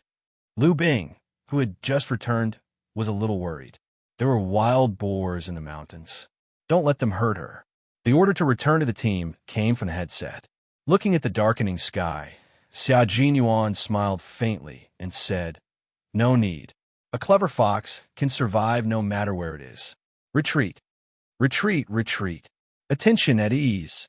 Returning to the team in the mountains was not as orderly as returning to the field. After the roll call, Xia Jinyuan led the patrol team in the direction of the army in the gradually darkening sky. The sun had already set in the west. The light of the setting sun passed through the forest and shone on the handsome figure walking at the front. He looked even more tall and straight, like a god descending to the mortal world. His steps were very steady, and every step he took seemed to have a biting coldness that made all living things crawl. This was the 20-year-old Xia Jinyuan meeting the 14-year-old Yi Qian today. To the two of them, this was just an accident. The mountain finally darkened, and the village lit up with dim electric lights. Although the village in the 90s was poor and backward, thanks to the army, it was the first village to have electricity. The night in the warm spring was still a little cold. The villagers put on thicker jackets and went to Aunt Xiao's house to watch TV. As the only family in the village with a black and white TV, it was very lively at night. The villagers chatted as they watched the television. After a day of fermenting, Sun Dongqing's actions during the day became a critical meeting at night. Fortunately, she was not there. If she was, she would have jumped up. The owner of the TV, Aunt Xiao, was still indignantly saying in the village, "Sun Dongqing is really not a good person. If I didn't happen to see her, she wouldn't even have the clothes that she brought to school on Monday. She would have locked her in the room all day long. That girl, you didn't see it. She jumped out and said that I was meddling in other people's business. I could see that this girl was actually quite powerful. Tell me, with Jian Yiling's taciturn personality, how could she be a match for the mother and daughter?" As Yi Qian listened, he closed his eyes and smiled faintly. In this life, change would begin from here. Even though the sky was dark, there was no light in Uncle Jin's house. Other than him, there was someone else in the house. It's good that you've caught them. Move those who should be moved as soon as possible. I'll keep an eye on the village. Uncle Jin, who was sitting in his chair, said slowly in a deep voice, "I'm old now, and I want to find a successor who can help me sometimes." Uncle Jin's eyes were like torches in the dimly lit room. "I've already taken a liking to him. There's no need to trouble the team." A few barely audible breaths paused for a moment before someone said respectfully, "You can make the decision. If you need anything from the team, you can contact us at any time. It's getting late. We won't disturb your rest. Goodbye." The person who spoke stood up. There was a metallic luster on his shoulder that flashed in the darkness. "We'll be in the team tomorrow. We'll be waiting for your guidance. There are villagers trapping bamboo rats in the back of the mountain. Stay away." Uncle Jin didn't get up to send them off. Instead, he gave them a few reminders. After the few people in the house left, he stood up quietly. Chapter 23. The village chief, Zhang Difu, was having dinner when he saw Uncle General. His heart sank as he ran out to greet him personally. "Uncle, You could have just sent me a letter if you needed anything. Thank you for coming here personally. I want to tell you about Jin Yiling. Uncle Jin walked into the yard with his hands clasped behind his back. At 70 years old, he had carried cannons and walked out from piles of corpses. Even though he was old, he couldn't change the military prestige that was deeply rooted in his bones. The villagers didn't know what military prestige meant, but they were all in awe of Uncle General Zhang Difu invited old man Jin into the house and asked his wife to leave first. He sighed and said, "Little Jin, I'm afraid you've suffered a lot of grievances that we don't even know about. Uncle, it's my fault. I thought it would be inconvenient for you to take care of a girl, so I thought it would be better for you to take care of her aunt. She's her biological aunt, and she's also her aunt's. Who knew?" Uncle Jin raised his hand and said, "It has nothing to do with you. It's your fault." This morning, Jin Yiling thought it through and said she wanted to come back. I've said it before. She was young, so I couldn't make the decision. But now, she asked for it herself, so it has to be done. She looks like a smart girl, as smart as her parents. She'll definitely become a talent if she's trained well. I won't go to Yi Jifan's place. You send her to school on Monday and find Yi Jifan. Tell him everything his wife has done. Uncle Jin's last sentence was spoken in an icy tone. Zhang Difu's heart skipped a beat when he heard it, and he was extremely flustered. He quickly agreed. Okay. If Jin Yiling wants to come back, there's no reason to stop her. But uncle, these years He didn't finish his sentence, as if he was addicted to talking. I haven't retired yet. I go to the mountains from time to time.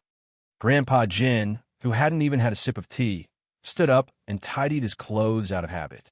He stared at Zhang Difu and said in a deep voice, "If Yi Jifan doesn't agree, tell him to come back to me." He sent her back the same way I sent her to his house back then. Zhang Difu felt that his forehead was covered with sweat. He couldn't stand it anymore. "Uncle, don't worry. You don't have to worry about this. I'll take care of it," Zhang Difu said anxiously. This was the second time he had seen Uncle Jin lose his temper. The first time was when Yi Qian's mother came home pregnant. The second time was when Yi Qian was kicked out of the house by Sun Dongqing. Zhang Difu wiped the cold sweat off his forehead as he watched Uncle Jin walk out of the house. He didn't even finish his dinner before he called Yi Jifan in town. He couldn't handle his uncle's temper. Yi Jifan, who received the call, didn't know at all that his wife had brought his daughter over. After hearing the news, his anger rose. "Brother Defu, I'll personally apologize to Uncle when I come back tomorrow. However, I'll have to trouble you to help me deal with Jin Yiling's matter. My deputy mayor, please don't make things difficult for me. Can I call you brother? I can't make the decision on this matter. Uncle said that you should send her back in the same way that he sent her to your house back then." Zhang Difu made up his mind not to interfere. Who was Uncle Jin? Did he dare to? Back then, when the army sent the banner over, although it was done secretly, he was still a village official. He knew a little about it. Chapter 24. Okay, I know this is hard on you. How about this? Let Yi Qian come over and talk to her. Yi Jifan's face was livid as he suppressed the anger in his heart. Stupid woman. If she dared to delay his promotion and wealth, he would not forgive her. When she received Yi Jifan's call, Yi Qian's heart clenched fiercely. When she left school that year, it was impossible that her uncle, the deputy mayor, did not play a part in it. After a clear, "Hello," Yi Jifan's voice came from the other side of the phone. A few years ago, when she heard her uncle's voice, it was full of official tone. It was unlike now, when he still played the family card. "Uncle, you told me not to mess around the moment you open your mouth. Forgive me for needing to defend myself. I was wrongly accused by Annie and kicked out of the house. This was something that the entire village saw. Me messing around? Uncle, based on your indiscriminate behavior, I don't dare to go back." "Sorry, Uncle. Annie Chio is still waiting for me to go back for dinner. I'm hanging up. Goodbye." That home that did not belong to her, she would definitely not go back. Even if it was just a little bit closer, she would not be willing. That night, Yi Qian stayed at Annie Chio's house. She slept in the same room as her daughter, who was her classmate, Wen Li. She did not immediately go back to her own house. Since Grandpa Jin had sent her a message, then she would wait. wait for Yi Jifan to personally send her home. On Sunday afternoon, Yi Qian and Wen Li went back to school together. Although they were in the same class, they did not live in the same girls' dorm, so they separated when they entered the school gate. Yi Qian walked back to her dorm alone with her luggage. Although she had left the middle school campus for more than 10 years, she still remembered where her dorm was and where the school building was. Ying, you're amazing. She got first place again, and your cousin got last place again. Yi Qian had yet to enter the dormitory with his luggage when he heard the sounds of little girls playing inside.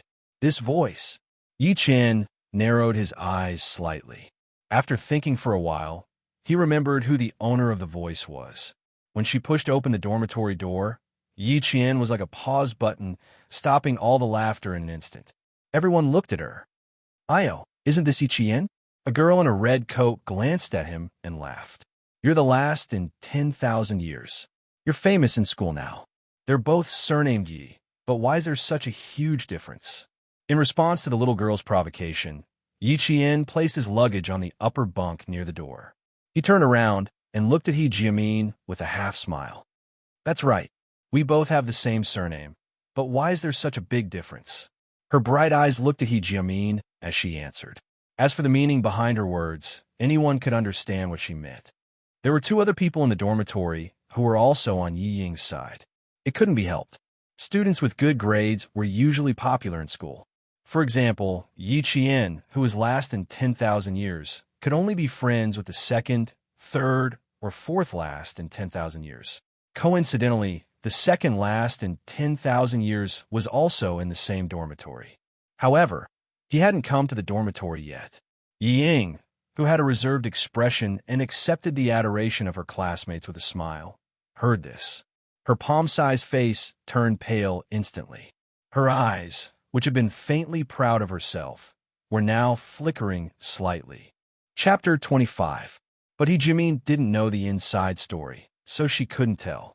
Hearing this, she raised her good-looking eyebrows. Her eyes were full of contempt as she chuckled. So you're quite self-aware. Aren't you ashamed? She turned around and smiled at Yi Ying, who didn't look too happy. Ying, go back. She's much more pleasing to the eye than before. Wasn't she much more pleasing to the eye? She even knew how to admit that she was inferior to Yi Ying. Oh, and her hair was tied up too. As she looked, He Jiamin's gaze became a little strange. She stared at Yi Qian and raised her voice. Let your hair down, quick. When she shouted, the two girls who were laughing with Yi Ying looked over. At first, they didn't feel anything, but gradually, their expressions changed. It was clearly Yi Qian in front of them, but it didn't seem like Yi Qian. In the past, Yi Qian was indeed quite good-looking, but she liked to keep her head down and let her hair down all day long. She was like a wooden person who didn't have any opinions of her own. She obeyed everyone's words, so it was inevitable that people looked down on her. In Yi Ying's words, she was her little pet. If she was told to go east, she would never go west. But now, Yi Qian had her hair tied up. Her eyes were clear and calm, and there was even a faint smile on her lips. She stood there gracefully. Even if she didn't smile or speak, she was still bright and beautiful. She was like a blooming flower. Her face was beautiful, and her eyes were like ice, making people unable to look away. This was not the Yi Qian they knew. It was as if she was a completely different person.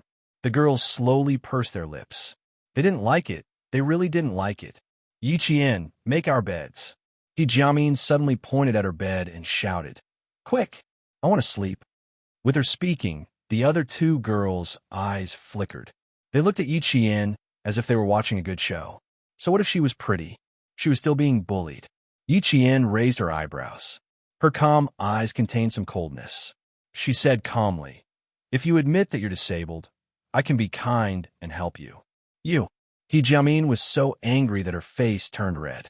Without thinking, she raised her hand and swung it at Yi Qian's face. Raising his hand, Yi Qian fiercely grabbed He Jiamin's wrist.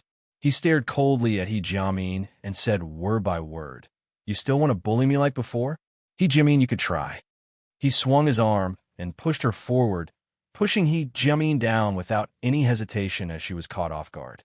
Yi Ying and the other two girls, who had wanted to watch a good show, screamed when they saw her push He Jiamin down. Ying was the first to stand up. She reprimanded him sternly. Yi Qian, why did you hit him? Beat someone up? What a huge crime. Hit people? Student Ying, if this is called hitting someone, then you're wrong. I was just defending myself. Yi Qian laughed coldly. He glanced at Yi Ying, who was the embodiment of justice, and turned around to make his bed. He Jiamin, who felt that she had lost face, could not take this lying down. She got up from the ground and threw herself at Yi Qian. Yi Qian, you dare hit me. You dare hit me. A delicate girl facing off against Yi Qian, who used to work in a security company. The outcome was clear, a shoulder throw, and she fell to the ground again. I said, don't provoke me. Yi Qian clapped his hands and looked at He Jiamin, whose face had turned pale from the fall. He looked up and coldly glanced at the other two girls, who were so scared that their shoulders shrank back. Tanwei, Xianxia, if you want to play tricks behind my back, I don't mind playing with you. Chapter 26.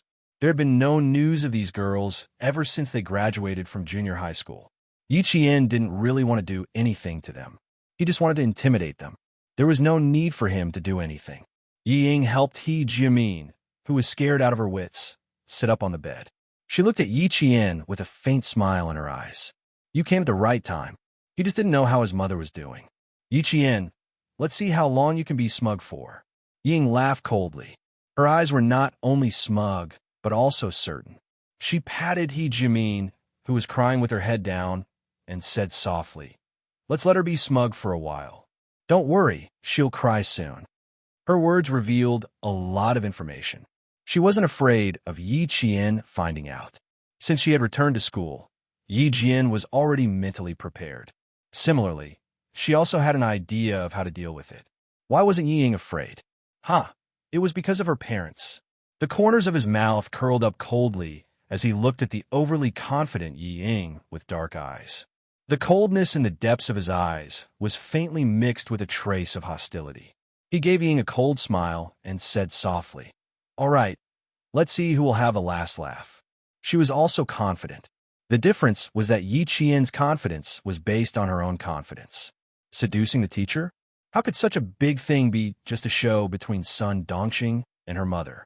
In the face of Yi Jian's faint smile and calmness that came from within, Yi Ying, who was secretly pleased, suddenly felt her eyelids twitch a few times, and panic gradually rose in her heart. Ying clenched her fists and pursed her lips. Don't be afraid, don't panic. She had mom and dad, but Yi Qian, that damn girl, had nothing.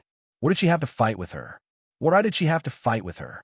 As long as teacher Cook came forward to testify, she would be safe and sound. That damn girl's reputation would be ruined. She would have to live under her nose in the future. Thinking of this, Yi Ying's withered arrogance burned again. She looked away in disdain, lowered her head, and gently comforted He Jiamin. However, Tan Wei and Xianxia didn't dare to stay in the dormitory. They found an excuse that they wanted to go back to the classroom to study and left in a hurry. In the classroom, there were already more than 20 students. More than 10 boys were gathered together. It was unknown what they were whispering about. Sitting in the middle was a boy with pimples on the tip of his nose. He held a physics book in one hand, lowered his voice, and said mysteriously, "Guess what I found today?" A student writing a love letter to a teacher aroused the interest of this group of youthful boys. They stared at the boy who was deliberately trying to tempt them and said excitedly, "Fuck, do you still need to guess? Of course it's a love letter, a love letter. Quick, let us see the love letter that Yi Ying wrote to the teacher. Her Chinese results are so good, so she must have written a lot of nice words. Come, read it out. We can use it for reference."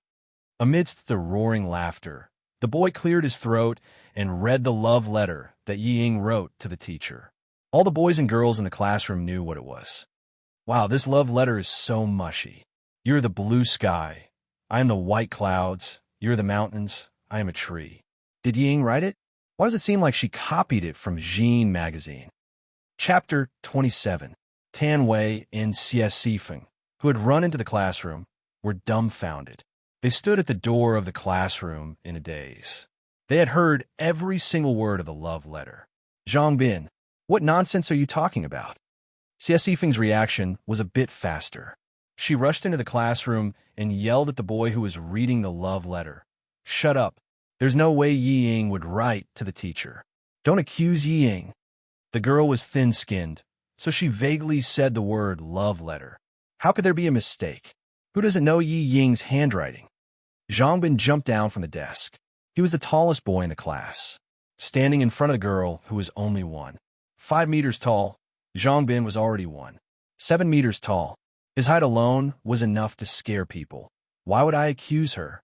These words are her handwriting. They can all testify. The boys laughed even louder. Ha ha. Xie Feng, you follow the class leader every day. Don't you know? Ha, you must know. Come, tell us how many love letters the class leader wrote to our teacher. You're talking nonsense. All of you shut up. What do I know? I don't know anything. When Xie Feng heard that she was involved, she couldn't help but feel anxious.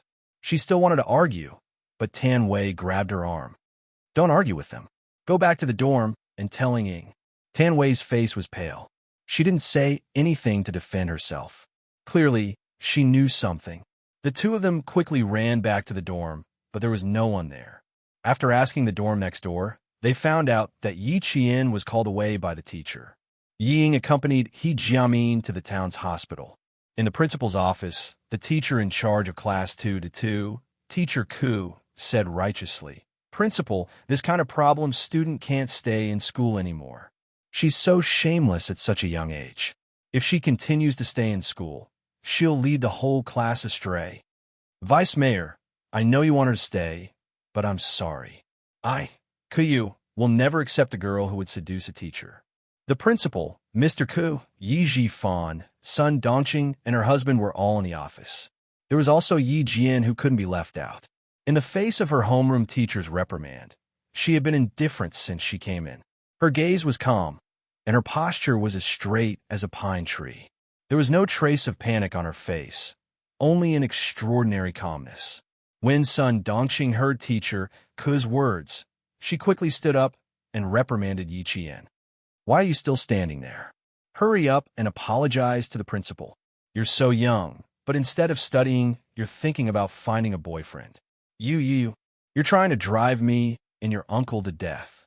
She wanted to force Yi Qian to confess to the crime of seducing a teacher. Principal Chun, this niece of mine has been an orphan since she was a child, so she lacks proper discipline. How about this, Teacher Ku? I'll transfer her out of your class, but she'll drop out of school. Principal, please make an exception. After all, she's still young, and our country has a 9-year compulsory education. Although she has made a big mistake, I asked the principal to give me, Yi Zhifan, face and let her finish her junior high school here. I promise that I'll educate her well when she gets home. I'll make sure she doesn't cause any trouble for the school during her 3 years in middle school. Chapter 28. Teacher Ku of Grade 2, Class 2, was a 40-year-old female teacher. She was dressed very formally and looked like a model of a teacher. However, she had a son who spent money like water and was studying in the provincial capital. She had always doted on her son and sent almost all her money to him. She only kept a little for herself and her husband for food. No one suspected that she received red packets in private. Yi Qian did not suspect her in her previous life either. Until the middle school exams, she saw Sun Dongqing hand a red packet to Teacher Ku when she visited her home. Later on, she gradually understood why Ying was so arrogant back then. It turned out that she had Teacher Ku's support. Yi Qian, who had been silent all this time, stepped forward and blocked Teacher Ku's path. His dark eyes held a faint smile as he looked at Teacher Ku, who was in a hurry to leave. He said calmly, Teacher Ku, don't be in such a hurry to leave. I'm afraid you can't leave until I've resolved this matter. Teacher Ku could not accept being blocked by a student. She shouted angrily, Yi Qian, don't you dare. I don't dare. I just want to ask you to wait a little longer. Yi Qian smiled and turned to lock the door to the principal's office. After locking the door, it was time for the show to begin. Yi Qian was not in a hurry. His voice was slightly restrained as he said, Principal Chun, I know you're from the military. You've emphasized to us that integrity and justice are essential to a person's character. and I've engraved that in my heart and never dared to forget it." The moment she spoke, Headmaster Chun was shocked. This little girl was very calm. She did not panic in the face of such a serious matter. "Indeed, this is the foundation of being a person. I'm very pleased that you've engraved it in your heart." Although Principal Chin's expression was stern, his eyes were full of encouragement as he looked at Yi Qian. "Tell me what's going on." A little girl who was so calm that her eyes were calm and her every move was calm and unhurried. She had the charisma to make people trust her. Teacher Ku's expression changed slightly. She pursed her lips and said, "Principal, no student will take the initiative to admit their mistakes after making a mistake." Yi Qian, "Teacher Ku, even if it's a death sentence, the court has to give him a chance to refute. This is your student, but he's also a student of our town's middle school." Deputy Mayor Yi, "I don't want there to be any misunderstanding." Principal Chen interrupted Mr. Ku with a serious expression. He turned to look at Yi Jifan and said in a deep voice, "If a student makes a mistake, the school will definitely punish him. But we will never wrong a student, especially when it comes to this kind of thing. Thank you for giving me a chance to speak." Yi Qian spoke at the right time. Out of the corner of his eye, he saw Yi Jifan secretly pull Sun Dongqing, who was about to stand up to speak. He sneered in his heart, but his mouth spoke slowly and calmly.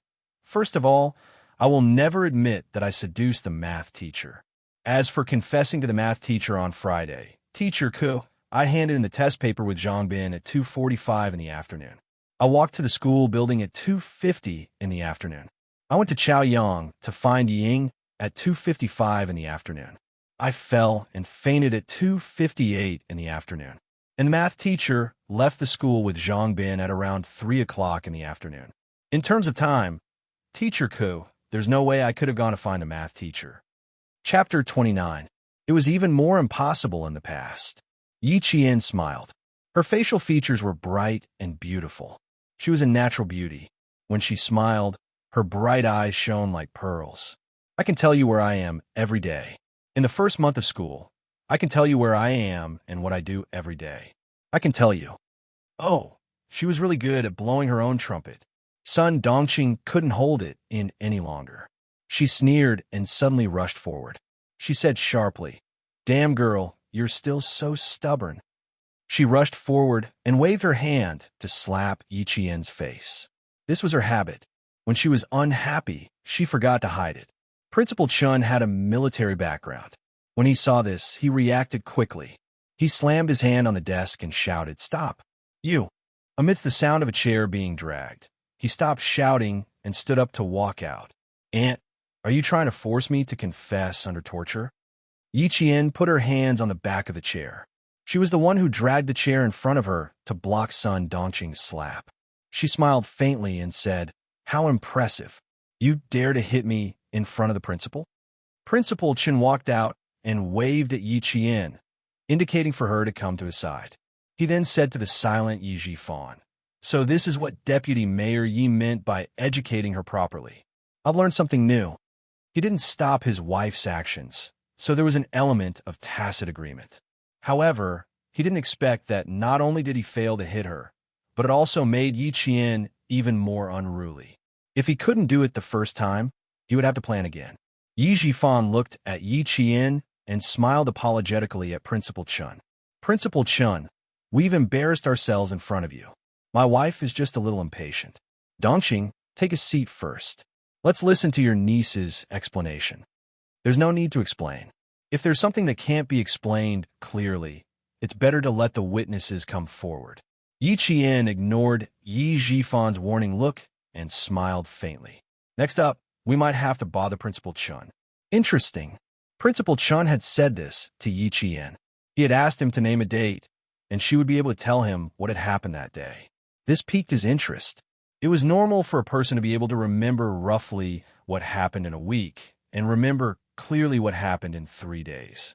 However, for a person to remember everything that had happened within a month, what he had said, and what he had done, that was incredible. His memory could no longer be described as extraordinary. Teacher Ku, who had been humiliated by a student, sat down and sneered. "A student who has never passed, and as the last in class dares to boast so shamelessly in front of the principal. I want to see how you're going to deal with this. Classmate Yi Qian, are you sure you want to do this? Headmaster Chen looked at the little girl standing beside him with interest. She had always been calm and composed, and a smile appeared on his stern face. Yi Jian nodded and said with a smile, "Every word I said is true, not a single lie. Principal, please." She even cupped her hands in greeting. Principal Chen immediately laughed out loud. "Interesting. Then I'll draw a date." After laughing, Principal Chen gradually restrained his expression and his gaze became more serious. "Classmate Yi Qian, if this matter really gets out, I'm afraid it won't be good for you. You have to think carefully." Actually, Principal Chen already believed her in his heart. Chapter 30. It also made him believe that the so-called seduction of a teacher did happen, but it was definitely not Yi Qian. Yi Qian first invited a few students over.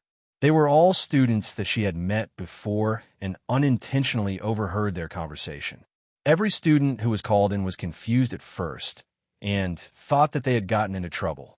Who knew that when Yi Qian asked them and clearly said what they had said at a certain point in time, a few of the students who had secretly spoken ill of the teacher were so scared that their legs turned to jelly. "I know what you all said at that time because I happened to pass by. I don't know anything else," Yi Qian explained with a smile. Immediately, the students whose legs had turned to jelly secretly heaved a sigh of relief. "So that's it. She scared them to death." They thought that she knew that they had spoken ill of the teacher, but it was also scary. There was still some time before the evening self-study session on Sunday afternoon. As the students and teachers who entered and left the principal's office changed again and again, Teacher Ku's face was already as white as paper. If she could still accuse Yi Qian of colluding with the first batch of students who came in, then the next few batches, what else could she say? That day, you didn't answer the questions in math class, so you said something to Yu Jing. Yi Jian recounted what had happened on the 16th of March, the people she had met, and what they had said to each other.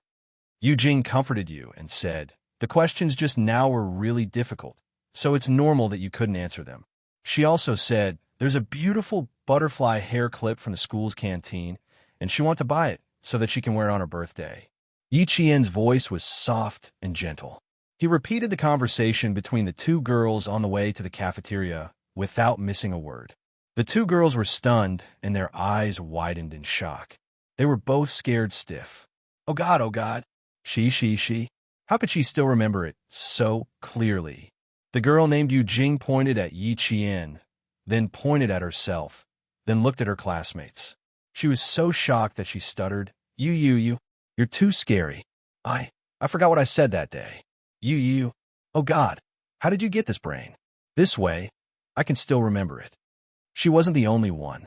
The rest of the boys were already saying fuck, looking at the little girl who recited everything they said that day, without missing a single word. I fucking forgot what I said, but she actually remembered it all.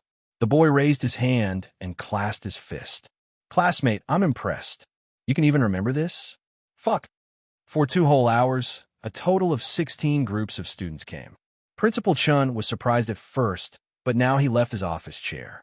Still in shock, he carefully looked at Yi Qian and said to the last group of students standing in front of him, "All right, you guys can leave first." The boys almost ran away. Oh my God, the girl inside. What is her background? What the fuck? He only had one head, but why did it feel like he had 10 heads? It was too fucking terrifying. What kind of memory is this? Yi Qian gently sipped his water and smiled at Principal Chun. "Do you want to continue?" There were a total of 17 groups of students just now. In order to avoid suspicion, I didn't call any of my classmates over. "No need, I believe you." Principal Chun was so shocked that he couldn't hold it in anymore. He looked at Yi Qian as if he had found a national treasure. Although he tried to make himself look calm, his eyes had already betrayed his current mood. "I actually didn't know that our school had such a powerful person." Yi Qian classmate.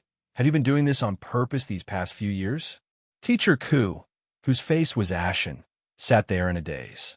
His eyes were already dull. Yi Fan, on the other hand, glared fiercely at Sun Dongqing, who was scared out of her wits. He was a public official after all, so he could still say calmly, "It seems that my niece has been wronged. President Chun, I hope." Chapter 31. Ying had no idea what was going on in the principal's office. She was helping He Jimin back to school from the town hospital when the bell rang for the evening self-study session. The classroom of the second-year class was on the third floor. When the two of them appeared at the door, the noisy classroom instantly quieted down. Everyone looked at Ying. A few girls who were not on good terms with Ying had already started to chuckle. Their chuckles caused the quiet classroom to be filled with low, buzzing noises once again.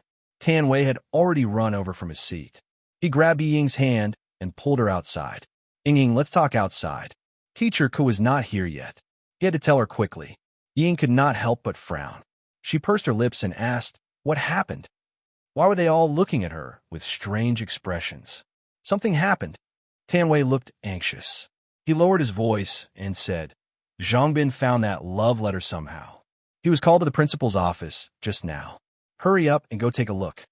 Love letter? Love letter? Ying was only stunned for a second. When she came to her senses, her expression changed drastically. Her watery eyes widened and her whole body trembled uncontrollably. In the principal's office, Sun Dongqing was so angry that her whole body was trembling. If Yi Shifan had not held her back, she would have torn Zhang Bin, who had handed over the love letter, to shreds. "Auntie, I'm just telling the truth. Why are you glaring at me?" The love letter was written by Yi Ying. "It has nothing to do with Yi Qian. How can you accuse me wrongly?" Zhang Bin was not afraid of Sun Dongqing's gaze. He had been waiting for this day ever since Yi Qian came over and told him about it. No wonder Yi Qian was so miserable in class. It had something to do with Yi Ying's family. He dared to say it today because he was not afraid of Sun Dongqing scolding him. He spoke with the truth. He did not feel guilty at all. Zhang Bin's words made Sun Dongqing so angry that her liver hurt. She could not scold Zhang Bin, so she glared at Yi Qian and scolded, "How did our family wrong you? How could you do this to your sister and ruin her future?" "So Aunt knows that this kind of thing will ruin your future if it spreads." Yi Qian laughed mockingly. Ming Yan's facial features were as cold as ice. Her eyes were as dark as the night, and there was not a hint of emotion in them. "I happen to know that this kind of thing will ruin your future. Aunt, if you dare to ruin my future, it's useless even if you're my aunt." Her eyes were too cold, and there was a faint hatred that could not be removed. What? You still want to?" Sun Dongqing shouted even louder. Suddenly, she met Yi Qian's eyes. Her heart sank, and she couldn't bring herself to say those harsh words. Seeing this, Principal Chun could vaguely understand what was going on. Even a rabbit would bite when cornered. Yi Qian was clearly retaliating. Seeing Yi Jifan's dark expression, Principal Chun said in a low voice, "Zhang Bin, go back to the classroom first. Ask Ying to come to my office while you're at it." He wanted to see how Ying would explain herself. He hoped that this outstanding student character was as good as her grades. When Teacher Ku heard this, her legs went weak, and she felt a bitter taste in her mouth. The principal wanted her to stay and did not give her a chance to leave. Outside the door, Ying took a deep breath and was about to knock when the tightly shut office door opened without warning. Ying, who was still mentally preparing herself, was so frightened that she coughed. When Zhang Bin saw that it was her, he opened the door and strode out. When Sun Dongqing heard her daughter's voice, she rushed out and hugged Ying outside the door. "Ying, you've been wronged. You child." She sounded like she was crying, but she quickly said in a soft voice, "Blame everything on that wretched girl. Don't say that you wrote the love letter. Don't worry, Mom and Dad are here." Chapter 32. Of course, Sun Dongqing knew her daughter well. She could hear the lie in her daughter's tone. Sun Dongqing's expression darkened. She said in a low voice, "Unless you want to drop out of school. Otherwise." Principal Chun didn't know Yi Ying well, but he would first look at a person's eyes, then at the person. He had been secretly observing for a while. He smiled and tapped lightly on the love letter Zhang Bin handed over. He asked slowly, "Ying should have an impression of this love letter, right?" "I have an impression of it." Ying lowered her eyes and clenched her fists. Her voice trembled slightly. "I wrote it on behalf of Yi Qian. Principal, if you want to punish me." I didn't persuade my sister. Don't punish her. If you want to punish someone, punish me. Principal Chun gently closed his eyes. He had to admit that he was quite disappointed in this student with excellent grades. When he spoke again, his tone was rather light. Oh, then tell me why she asked you to write it? Why didn't she write it herself? Huh, Principal, you don't know. My niece's handwriting is like a chicken. She can't even write properly. So how could she write a good love letter? Son Dongqing liked her daughter's calmness. That was how it should be. If her daughter didn't admit it, would the school force her to admit it? Under Principal Chen's gaze, Ying pursed her lips and nodded for a while. She didn't speak, but she had already agreed with her mother's words. Son Dongqing couldn't wait to jump out and confirm her daughter's words. Principal, our Ying never lies. She's a very honest child. You could tell just by looking at her grades. She has excellent grades every year. Teacher Ku was already looking up and rubbing her temples. Ying was taking one step at a time. Who knew that? An adult wasn't as steady as child. You're good at studying. As for your character, Headmaster Chen paused for a moment, and his gaze became extremely sharp. Yi Jian, you ask him. I want to see who dares to wrong you with me here. This meant that they were completely on Yi Qian's side. Yi Ying, whose heart was thumping, suddenly had the urge to rush out of the door. In the tense atmosphere, she clenched her fists tightly, and her brain was spinning at high speed. Principal Chun had complete faith in Yi Qian, so she definitely couldn't do as her mother wished. Then, she abruptly turned around and looked at Sun Dongqing. Seemingly puzzled, she asked, Mom, you and Dad didn't come to school just because of a love letter, right? It's true that I wrote the love letter on behalf of Yi Qian, but it's normal for us little girls to write love letters in private and only show it to ourselves. Are you making a fuss over nothing again? Yi Qian had always known that she was a very scheming woman, but he did not expect the young Ying to ruin her mother's reputation for him.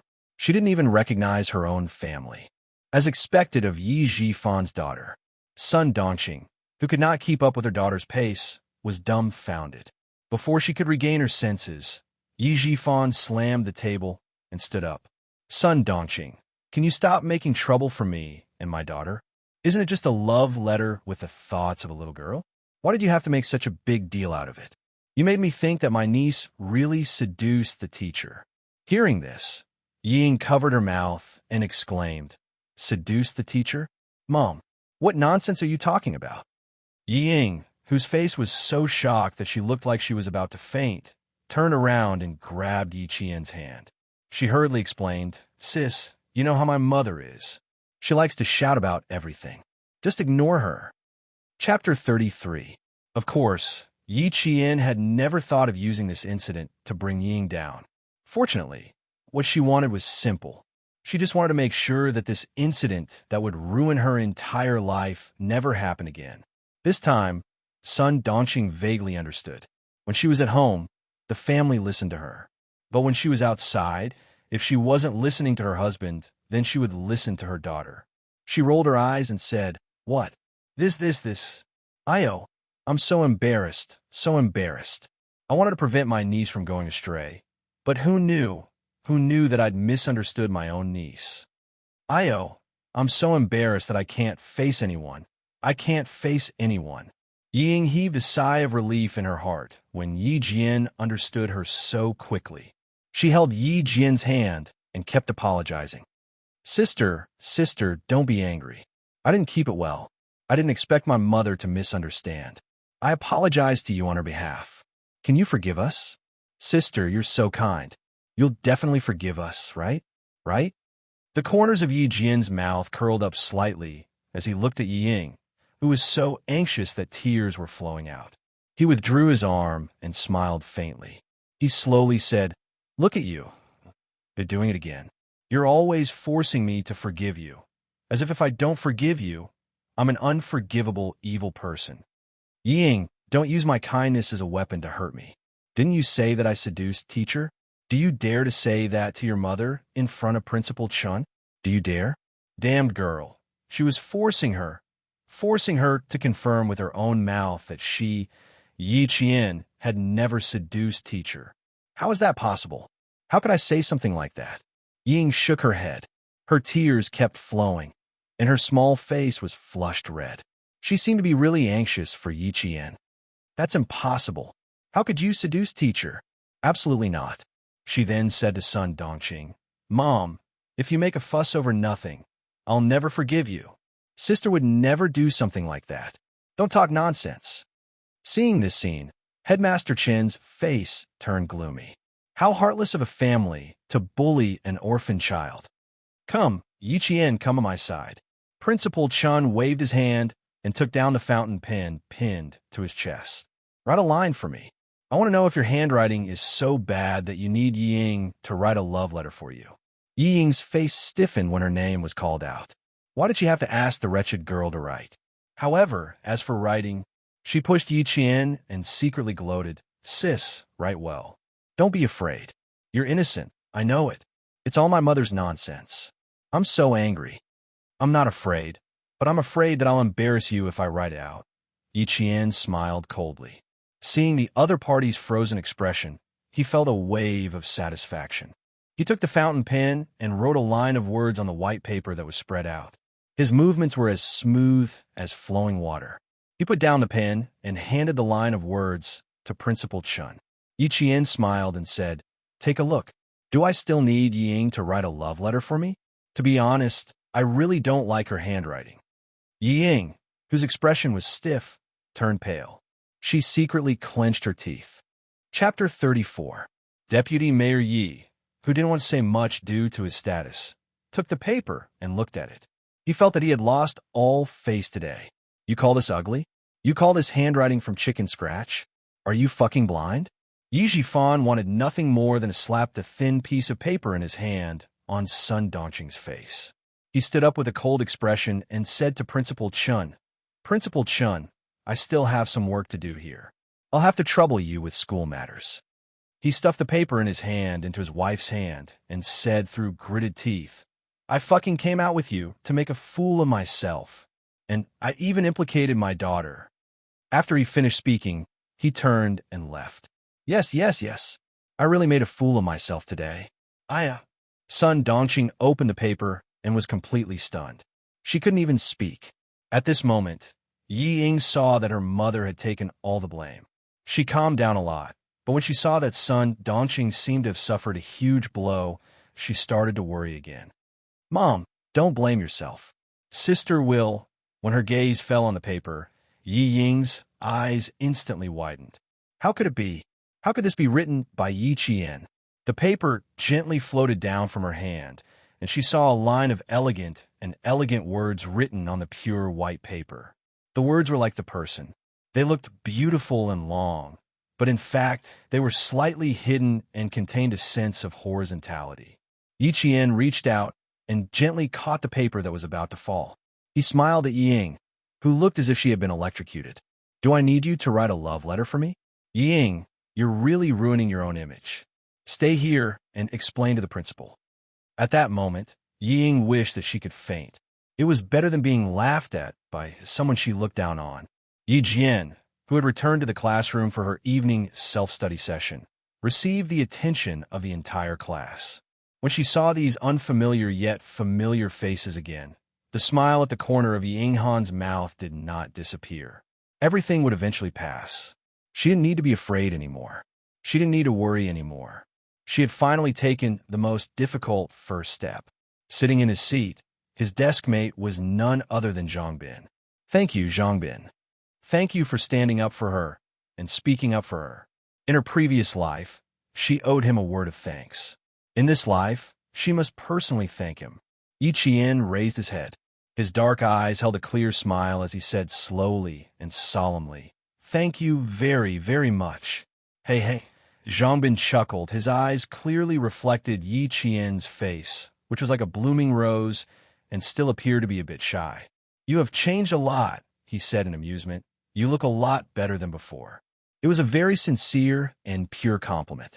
Yi Qian's eyebrows curved into a smile. The water in his eyes was like a gurgling spring under the sun, dazzling and eye-catching. Thank you. Because of his help, Yi Ying's image was no longer as pure as ice and jade. The matter of her writing a love letter to the teacher would forever be a stain on her academic career. Don't mention it. I just can't stand her bullying you. Sure, the teacher is here. The boy who spoke immediately sat up straight, not daring to lower his head and whisper anymore. Yi Qian lowered his head, flipped open his English book, and quickly immersed himself in his life as a student. The night gradually deepened. The lights in the school were turned off, and there was no sound of people. Occasionally, a few stray cats scurried by, making a somewhat frightening sound. After the meeting that night, Principal Chun, who had reported that the matter with teacher Ku had been settled, didn't go to bed.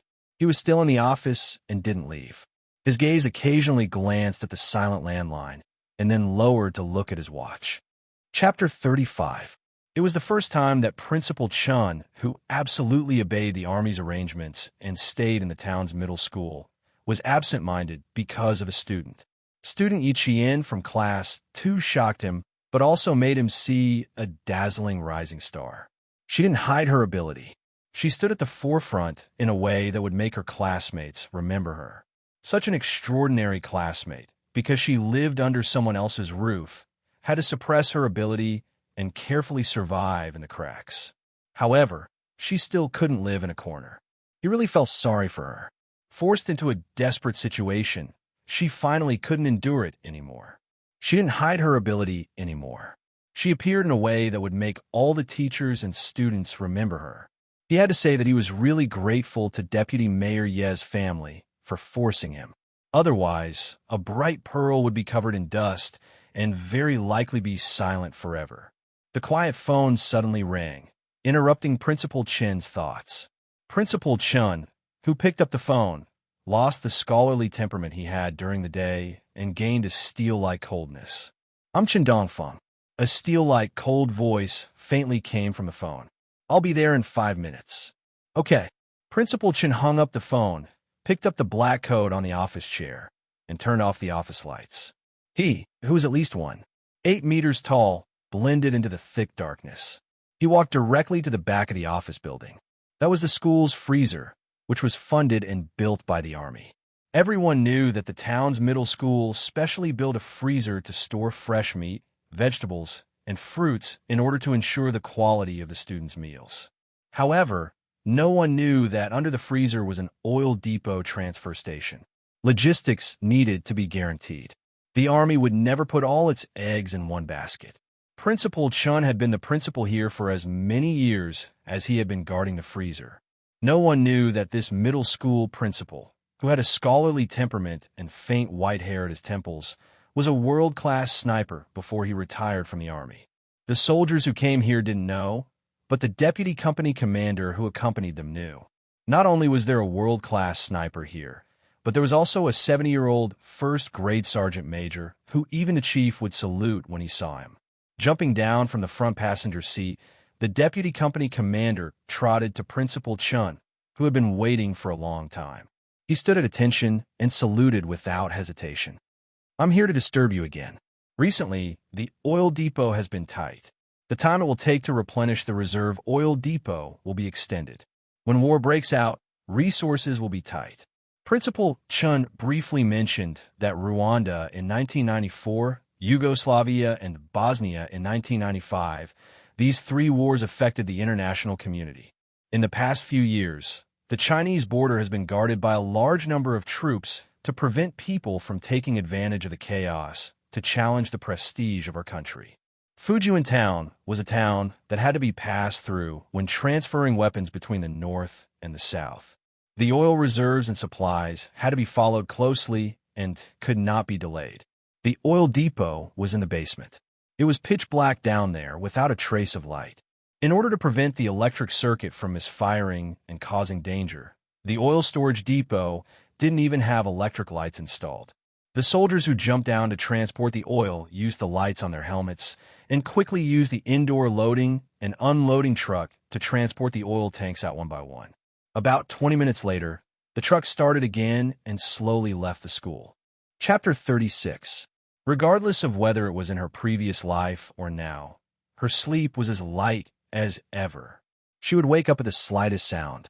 But the good thing was that once she woke up and confirmed that she was not in danger, she could quickly fall asleep again. However, the refrigerated truck that came tonight was a little strange. It came with a full load of goods, and when it left, it was still full of goods. It was as if it had left without unloading the goods. Yiqian turned over slightly, closed her eyes, and smiled. Not long after, she fell asleep again. Before 5:30 in the morning, Yi Jianjian had already washed up. She put on her school uniform and ran to the playground alone. The playground of the town's middle school was as big as 2 football fields. 14.5 laps around, it was almost 12 kilometers. Her experience from her previous life told her that training required perseverance. With enough stamina and a strong body, she could protect herself in times of danger without relying on others. After 14.5 laps, the school bell rang, and there were already students on the field who had started their morning run. When Yiqian returned to the dorm, he bumped into Xianxia, who was about to wash her face and rinse her mouth. She was probably not fully awake yet. She yawned and said out of habit, "Hey, did you get us some hot water?" Just as she finished speaking, Xianxia realized something and her face froze. Her eyes flashed with obvious fear, and she rushed out of the dorm. "Good morning." Tan Wei pursed his lips and greeted her in a low voice before leaving in a hurry. They used to be all high and mighty, but now they were like mice that had seen a cat. Yiqian laughed and shook his head. He got some hot water to wipe his sweat, then took his textbooks to the cafeteria for breakfast. "Look, that's the girl. Do you guys know her?" "What about her?" "She's quite pretty, and her skin is good too. She's the one I told you guys about last night. The girl with super good memory." "Oh my God, now that I think about it, she's quite scary." After a few girls passed by, they whispered to each other. They were afraid that Yiqian would hear them, so they lowered their voices to a whisper. "Ah, it's her. She's really pretty. How come I've never heard of her before?" Not only were the girls discussing her, but the boys were also discussing her. During breakfast, Class 2, which had not been alerted yesterday, learned about what had happened in the principal's office. When they returned to the classroom one by one, they saw the upper and lower grades discussing Yiqian. They had mixed feelings. Good memory? He could remember the events of a month? Could she still remember every word spoken by everyone at that time? Why did it sound so scary? A boy in the class who usually liked to bully Yiqian walked over with a steam bun in his mouth. He sat down on Yiqian's desk and said in disbelief, "Yiqian, what did we talk about last night?" Yiqian, who was reviewing Chinese, looked up from his textbook. He tapped his finger on the desk and said calmly, "I don't like this behavior of yours. Please leave." "Aya, Ying didn't come. You become bolder." The boy chuckled and deliberately twisted his body to shake the desk. He said provocatively, "So what if you don't like it? What do you want?" "Ah, it hurts. Let go, let go." His provocation instantly turned into a plea for mercy. Yiqian stood up, grabbed the boy's index finger, and pressed it down forcefully. Chapter 37. Yiqian had seen a lot of retired soldiers in the security company, even retired special forces soldiers. She had seen how they trained hard, how they fought, how they could kill with one move, and how they could gain the initiative in an instant. They were so outstanding that she could even see them on TV. From the age of 21 to 23, that was the happiest time of her life. At the same time, it was also the time when she learned the most. Only now did she realize that the hardships she had gone through in the past were actually blessings bestowed upon her by God. Does it hurt? It shouldn't hurt too much, right? I didn't use too much force. Yiqian smiled faintly. Her bright eyes rippled like black stones. When I invited you, you didn't want to get off. You wanted me to stand up and invite you. When I stood up to invite you, you said it hurt. Liao Jian, you're really making things difficult for me. Listening to her clear and melodious voice that sounded like the gurgling of a mountain spring, her person, her smile, and her voice made people feel as if they were sitting beside a mountain and listening to the sound of the spring water. Was this really Yiqian? Was this really Yiqian? The Yiqian they knew was overly docile, overly gentle.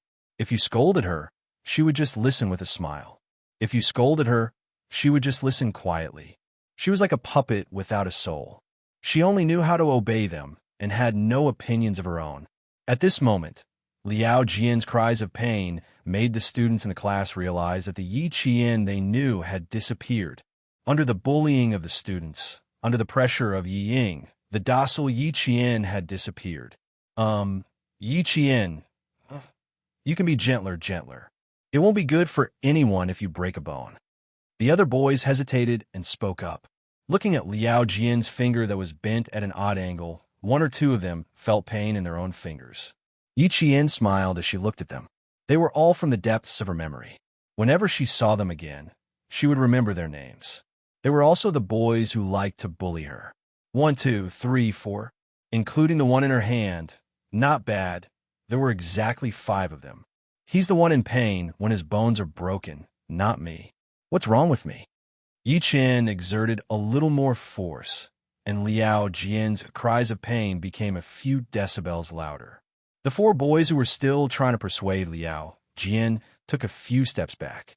Liao Jian was already in so much pain that his screams were endless. It's broken. Let go. Do you want me to invite you down again? Yi Qian knew how much strength she had used. Even if she tried again, she couldn't really break her classmates' fingers. Do you still dare to bully me in the future?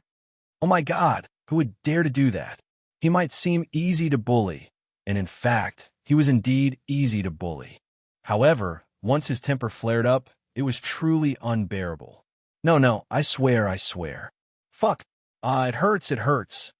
Liao Jian, whose fingers felt like they were about to break, apologized profusely. Only when his fingers were about to go numb did he let go. With his fingers freed, Liao Jian swung his hand and looked over with a fierce gaze. Yi Qian, you. Fuck. Yi Qian, who met his gaze calmly, narrowed her eyes slightly. Her gaze was even fiercer than his opponent's. This made Liao Jian, who had said okay 3 times, feel his heart skip a beat. In the end, he reluctantly returned to his seat. Chapter 38. His father has some connections in town. Be careful. Zhang Bin came in from the back of the classroom and sat in his seat. He reminded him in a low voice, I heard that he has some connections in the city. My dad specifically told me not to provoke him in school. Zhang Bin's father was a police officer in the town's police station, so he had some connections in town. Yi Qian smiled calmly. I was just returning the favor. If he has connections, what can he do to me? That's true. After thinking about it, Zhang Bin quickly put his worries aside and asked with interest, You were so cool just now. Who did you learn grappling techniques from? With a father who was a police officer, Zhang Bin could more or less figure out what was going on. Yi Qian took out the math textbook that he needed to test this morning and placed it on the table. He flipped to the exercise page, lowered his head, and smiled. I didn't learn. I just looked. After looking, she could memorize it. Once she memorized it, she could learn it herself. She answered so casually that Zhang Bin was stunned for a while. He panicked and said, You can learn it just by looking at it. Can't you be a little more reserved? He had suffered another blow. The sound of neat footsteps came from outside the classroom. The 2 of them immediately adjusted their posture and sat up straighter than all the other students. The first to enter was Teacher Ku, and behind her were 3 soldiers in formal military uniforms. They looked cold and mighty. It was not strange for soldiers to often appear in school. Every year, they would come to the school several times to explain basic precautions to the students. However, the soldiers who came back this time made the students hold their breaths. The girls widened their eyes and stared unblinkingly at the young major who walked to the podium under Teacher Ku's guidance. He was so cool. Yi Qian did not expect to see Xia Jinyuan in his class again. He looked at him and lowered his eyebrows slightly. Sorry, I didn't inform you in advance and took up your morning's self-study time. Xia Jinyuan took off his military cap and gently placed it on the podium. The solemn national emblem was facing the 62 students below the podium. I'll take 10 minutes of your time. I hope you can listen quietly while I speak. He took off his military cap, revealing his clear forehead. His elegant and handsome face had already stunned several girls who saw him. His voice contained the majesty of a soldier, and there was a hint of coldness in it. His gaze silently swept from the left side of the classroom to the right. When it passed by Yi Qian, it did not stop at all. It was as if he did not recognize him. His silent gaze made the students instantly return to their elementary school days. Not only did they straighten their backs, but they also put their hands behind their backs. Very good. Xianxia, who was able to intimidate his classmates with just one look, narrowed his dark eyes slightly and no longer emitted a cold light. He placed his hands on the podium and leaned his handsome body forward slightly. Slowly, he spoke again in a very magnetic tone. Today, we will talk about how to be more vigilant, how to detect people hiding around us, how to find out about the movements of the troops, and how to steal the troops. As he spoke, Yi Qian no longer lowered his head. Instead, he listened attentively and silently memorized every word he said. Chapter 39. Some countries have a huge intelligence system. They're not only active in their own country, but also in other countries. I hope that every student will stay vigilant and stay away from spies for the sake of the safety and prosperity of our motherland, as well as for our peace and happiness. Xianxia, who was standing on the podium, had a faint smile on his face when he spoke, but his eyes were deep and sharp. Even if he smiled slightly, you would never think that he was a gentleman. You would be able to tell at a glance that he was an extremely cold man. At the same time, he was also a very charismatic man. He was elegant and powerful, and his handsome face was elegant. When he smiled, his dark eyes were like the waves of the sea. When he was serious, they were like an ancient sword unsheathed. His movements and stillness were filled with an incomparable, noble temperament. No one was more suited to wear a military uniform than him. The golden epaulets were luxurious and majestic, and the dark green military uniform was fitted to his body. His every movement exuded the military aura of a soldier.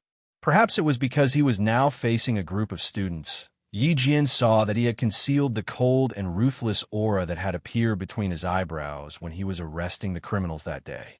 He spoke calmly, hiding the cold and ruthless aura of decisiveness to kill. Even if they have killed people, they are still bad people. Looking at him, Yi Qian answered Zhongbin calmly. They are soldiers. It is their duty to protect the country. They use guns to protect the country, and the people they kill are those who deserve to die. Captain Xia had an intimidating aura, just like the aura of the retired Special Forces soldier at the security company. Yi Qian absolutely believed Zhongbin when he said that he had killed people. The two of them conversed in a low voice. Although they did not make any big movements, Xianxia saw everything. His gaze swept over them slightly and paused on Yi Qian's face for about half a second. His deep eyes darkened slightly. So this little girl is a student of Grade 2, Class 2. Although you're only students, you're the main targets of foreign spies. At this point, Xiaojinyuan's smiling eyes paused slightly in a certain direction. He held onto the podium and quickly made a gesture to the two soldiers' left hands. Yi Qian's gaze instantly froze. He followed the direction of his gaze and tried to use his peripheral vision to see who their target was. However, just as she was about to take a look, Xiaojinyuan suddenly called out a name on the stage. The third last female student in Group 5. Can you answer my question about how many tests you usually use to lure students? Third from the bottom in Group 5. Wasn't that Yi Qian? The moment she was called out, the 60 or so gazes of the entire class all turned to look at her. They didn't quite understand why she had to be called out when there were so many students in the class. Yi Qian immediately realized that he was trying to prevent himself from looking over to avoid alerting the enemy. Under the gaze of the entire class, she stood up with a faint smile on her face and slowly answered, "Students looking for help, invitations for research, payment by peace." Most of the time, it's in these seemingly reasonable scenarios to open the curtain and lure students into the trap. Chapter 40. However, how would she know that this was a Special Forces hand signal? He timed the 10 minutes very precisely. He didn't need to look at his watch to know that the 10 minutes were over. If the students have any questions or find anyone suspicious, you can contact our team or the local police immediately. Sorry to disturb you, goodbye. He picked up the military cap on the podium and habitually patted the brim before putting it back on. The brim of the military cap covered his clear forehead, leaving only a pair of dark eyes that were as sharp and deep as an eagle's. When this pair of eyes swept across the students below the podium again, they paused briefly on Yi Qian's face. The other students didn't notice, but Yi Qian did. She smiled slightly and met his gaze calmly. Her petal-like lips moved slightly. "Hello, Captain Xia. What a bold girl." She even greeted him. The smile on his handsome face seemed to deepen. Xia Jinyuan nodded at Teacher Ku, who was standing next to him, looking a little dispirited. He politely said, "Sorry to disturb you." Then, under the gaze of all the students, he left with the two soldiers standing by the door. Although they only appeared for 10 minutes, Xia Jinyuan's influence was too great. As soon as he left, the sighs of AI could be heard continuously. Naturally, most of them were girls who couldn't restrain their thoughts for a while. It wasn't until Teacher Ku slapped the blackboard on the podium a few times in warning that the girls who had yet to restrain their thoughts secretly stuck out their tongues and obediently picked up their books to prepare for the lesson. The first lesson is math. Listen up. If anyone dares to drag our class down again, copy the test paper 100 times and stand outside the classroom for a week as punishment. When the self-study session was about to end, Teacher Ku, who had been silent all this time, angrily said a few words before she left. Her gaze swept across the students who had been dragging the class down again and lingered on Yi Qian's face for at least 10 seconds. It seemed that this sentence was only directed at Yi Qian. Yi Qian, who was flipping through his book, completely ignored the gaze that swept over him.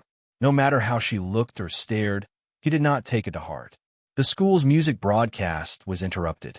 Then came the slightly sweet voice of the third-year school's announcer, who spoke in Mandarin with a bit of a local accent. "Student from year 2nd class 2, Yi Qian, please come to the principal's office." "Student from year 2nd class 2, Yi Qian, please come to the principal's office." Teacher Ku, who had just walked to the door of the classroom, stopped in his tracks. There was a trace of hesitation on his gloomy face, and he quickly left with a cold face. Yi Qian walked briskly to the Principal Chen's office. After knocking on the door and entering, he saw Xia Jinyuan sitting in the guest chair, but Principal Chen was not there. "I'm the one looking for you." Xia Jinyuan looked up at the girl with sparkling eyes. His thin lips couldn't help but curl up slightly. Seeing that she was still standing at the door and had no intention of coming in, he waved his hand and smiled gracefully. "Come in. I have a few things to tell you." He had a wary look on his face. What did she think he was going to do? Yi Qian saw that he was treating her like a child and lowered his head to look at his 14-year-old body. He was indeed a little small. He was considered short in class. Chapter 41. It's not good for people who know too many secrets. Xia Jinyuan took off his military cap, and the smile on his face became clearer. "How do you understand hand gestures? Who taught you?" That handsome face with a slight smile looked elegant and gentle, but it made Yi Jian's nerves begin to tense up. He was smiling, but his eyes were extremely sharp, like a sharp blade that could split a person's soul in half and could flash a cold light at you at any time. Yi Jian did not sit directly in the seat that he had designated. Instead, she sat on the guest chair that was closest to the door. Her expression was somewhat indifferent as she replied, "No one taught me. I just happened to see your movements." "Oh, that good? You just happen to see it, and you know what it means." Xia Jinyuan raised his eyebrows, and his eyes darkened. His expression was still calm as he said, "You've changed a lot, but Uncle Jin is still protecting you." The 70-year-old first-grade sergeant major stood in front of the regiment commander. His vigorous voice resounded through the air as he told the regiment commander, "There is absolutely no problem with Miss Jin. She had the protection of a first-grade sergeant major and the appreciation of a world-class sniper. What other surprises could this little girl have for him? Grandpa Jin?" Yi Qian moved his fingers, and his eyes became sharp. He stared at him and said coldly, "You're related to Grandpa Jin? Aren't you just suspecting me?" Not only was his temper bad, but it was also bad. Xia Jinyuan smiled and looked at her. He pondered for a moment, then said casually, "Relax. Don't be so tense. We only have deep respect for Uncle Jin, and we will never offend him. I asked you to come here not because I suspect you, but because I want to remind you. Liao Jian, you could treat him like you normally do." This was the reason why Xia Jinyuan asked her to come over. He wanted to remind her so that she wouldn't get into trouble when she didn't know much about it. Although she was a little girl, she was calm enough to make him believe that she wasn't an impulsive girl who couldn't keep things under wraps. Yiqian didn't expect him to remind her so directly. She looked at him with her dark eyes and asked, "Is he related to the people we caught in the mountains?" "So far, we've found out that he's related, but that's not something you should be concerned about." Xia Jinyuan didn't care about anything else.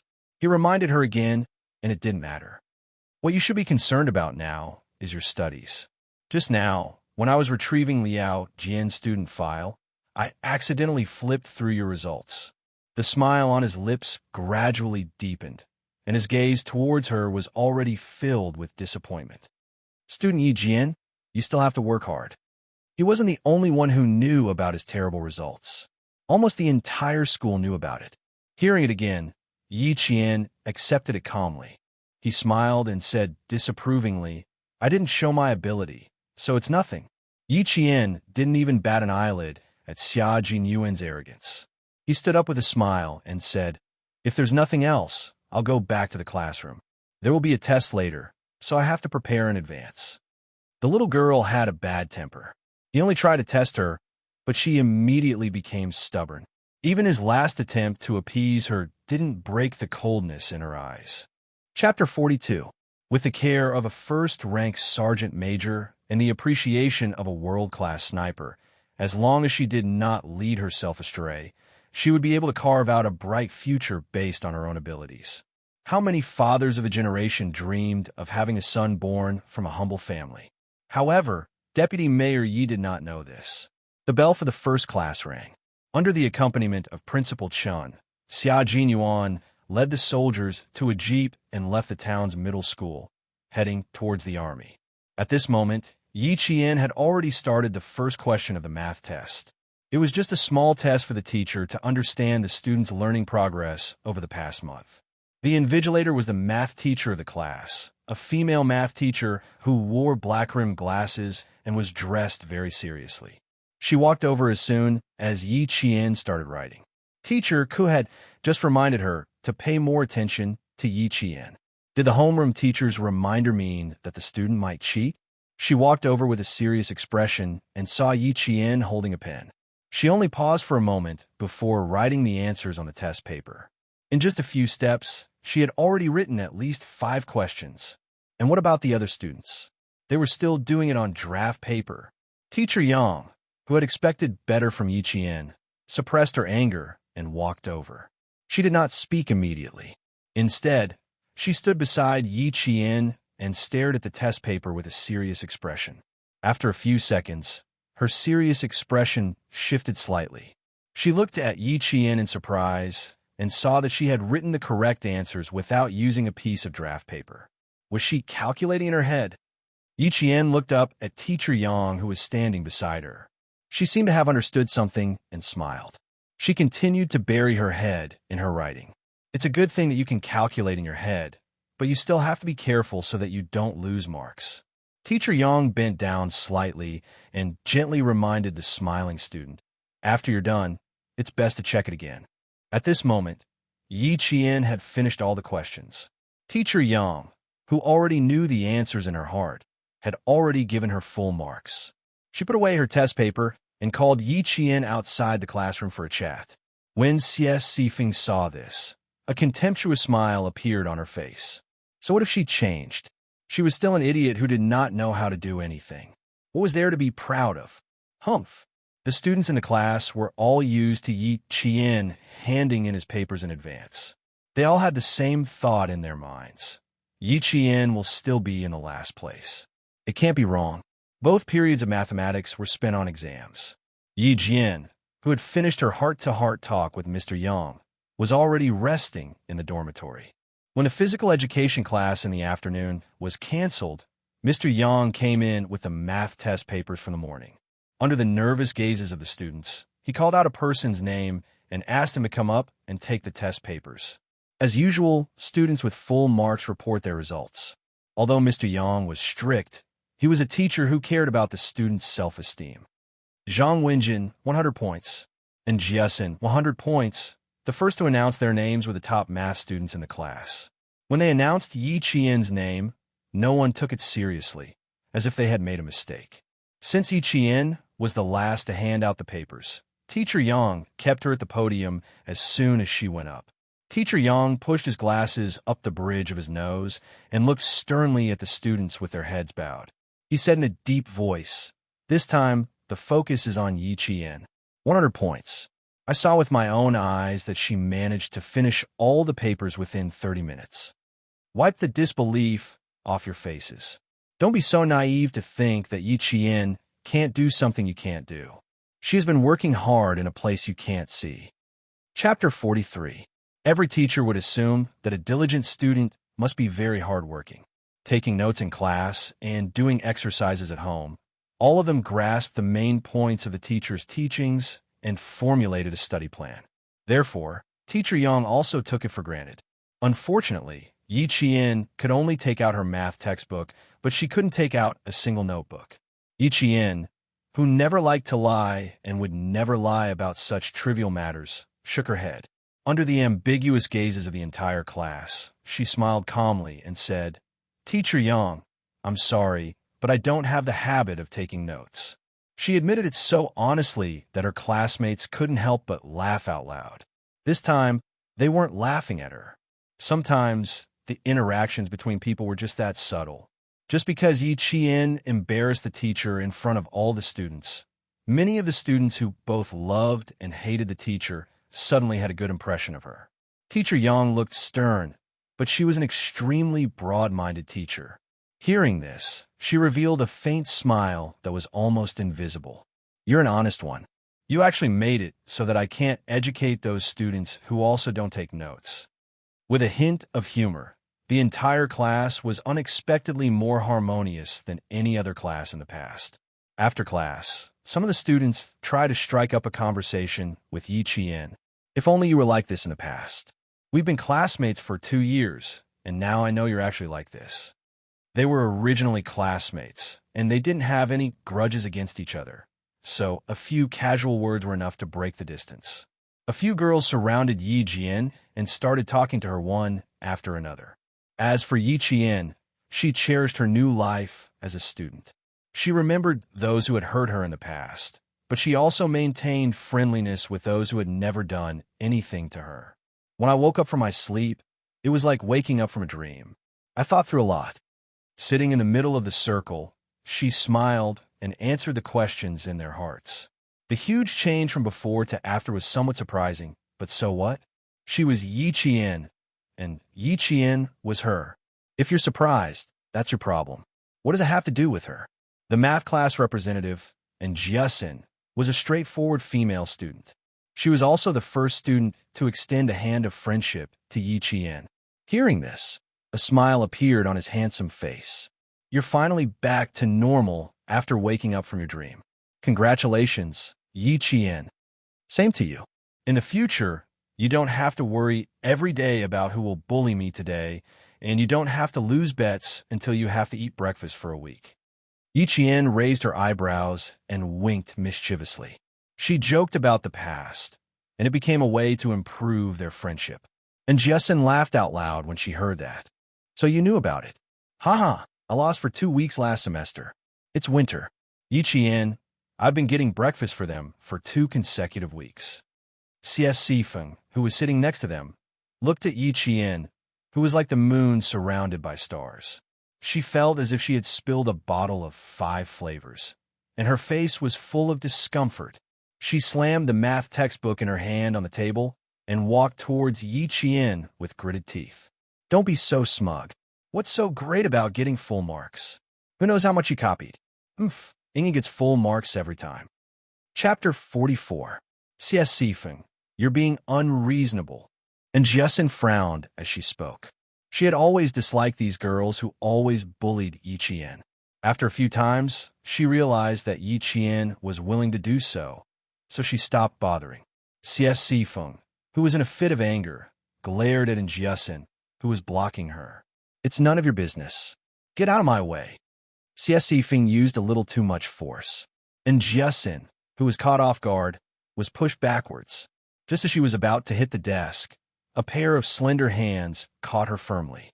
"Go back to your seat. I'll handle it myself." Yi Qian steadied her. His smile had completely turned cold. He stood in front of the furious CS Sifeng and said coldly, "It seems like last night's lesson wasn't enough. Do you think this school is your own home?" CS Sifeng's father was a contractor. Her family had some money, so she usually looked down on others. She never cared about the consequences of her actions and only wanted to feel comfortable. When she saw Yi Qian stand up, she instinctively took a step back. Just as she was about to take another step back, Yi Qian, who wanted to return the favor, raised his hand and pushed Xianxia back the way she had pushed Xianxia. Crash! Bang! CS Sifeng's wobbly hands moved the desk and chair. Even so, she still fell on her, but in front of her classmates. CS Sifeng was stunned by the fall. She stared at Yi Qian in disbelief. She actually dared to push her in front of her classmates. Yi Qian, CS Sifeng, who felt humiliated, shouted angrily. She stood up angrily and rammed into Yi Qian like a madwoman. Who was Yi Qian? He was someone who had worked in a security company for a few years. Her way of ramming into him was undoubtedly asking for humiliation. She was crazy, but Yi Qian wouldn't go crazy with her. He dodged to the side and pulled in Xianxia, who was standing behind him. He smiled as he watched the crazy CS Sifeng fall forward. He couldn't bear to watch any longer. He closed his eyes slightly. After hearing an even louder plop sound, he slowly opened his eyes. An extremely cold light flashed across his jet-black eyes. CS Sifeng, who had lost her face again and again, cried on the desk throughout the rest of the music class. She cried until the end of class. "You were so cool just now. I didn't expect you to push her back." After class, and Xianxia, who walked out of the classroom with Yi Qian like a buddy, put his arm around Yi Qian's shoulder and said with a bright smile, "To tell you the truth, if you didn't push it back, I would have stood up and pushed it back myself." She had a very straightforward personality. No wonder she had always disliked Ying. Yi Qian chuckled and said, "There's no reason to give in to her. When it's time to make a move, of course, we have to make a move."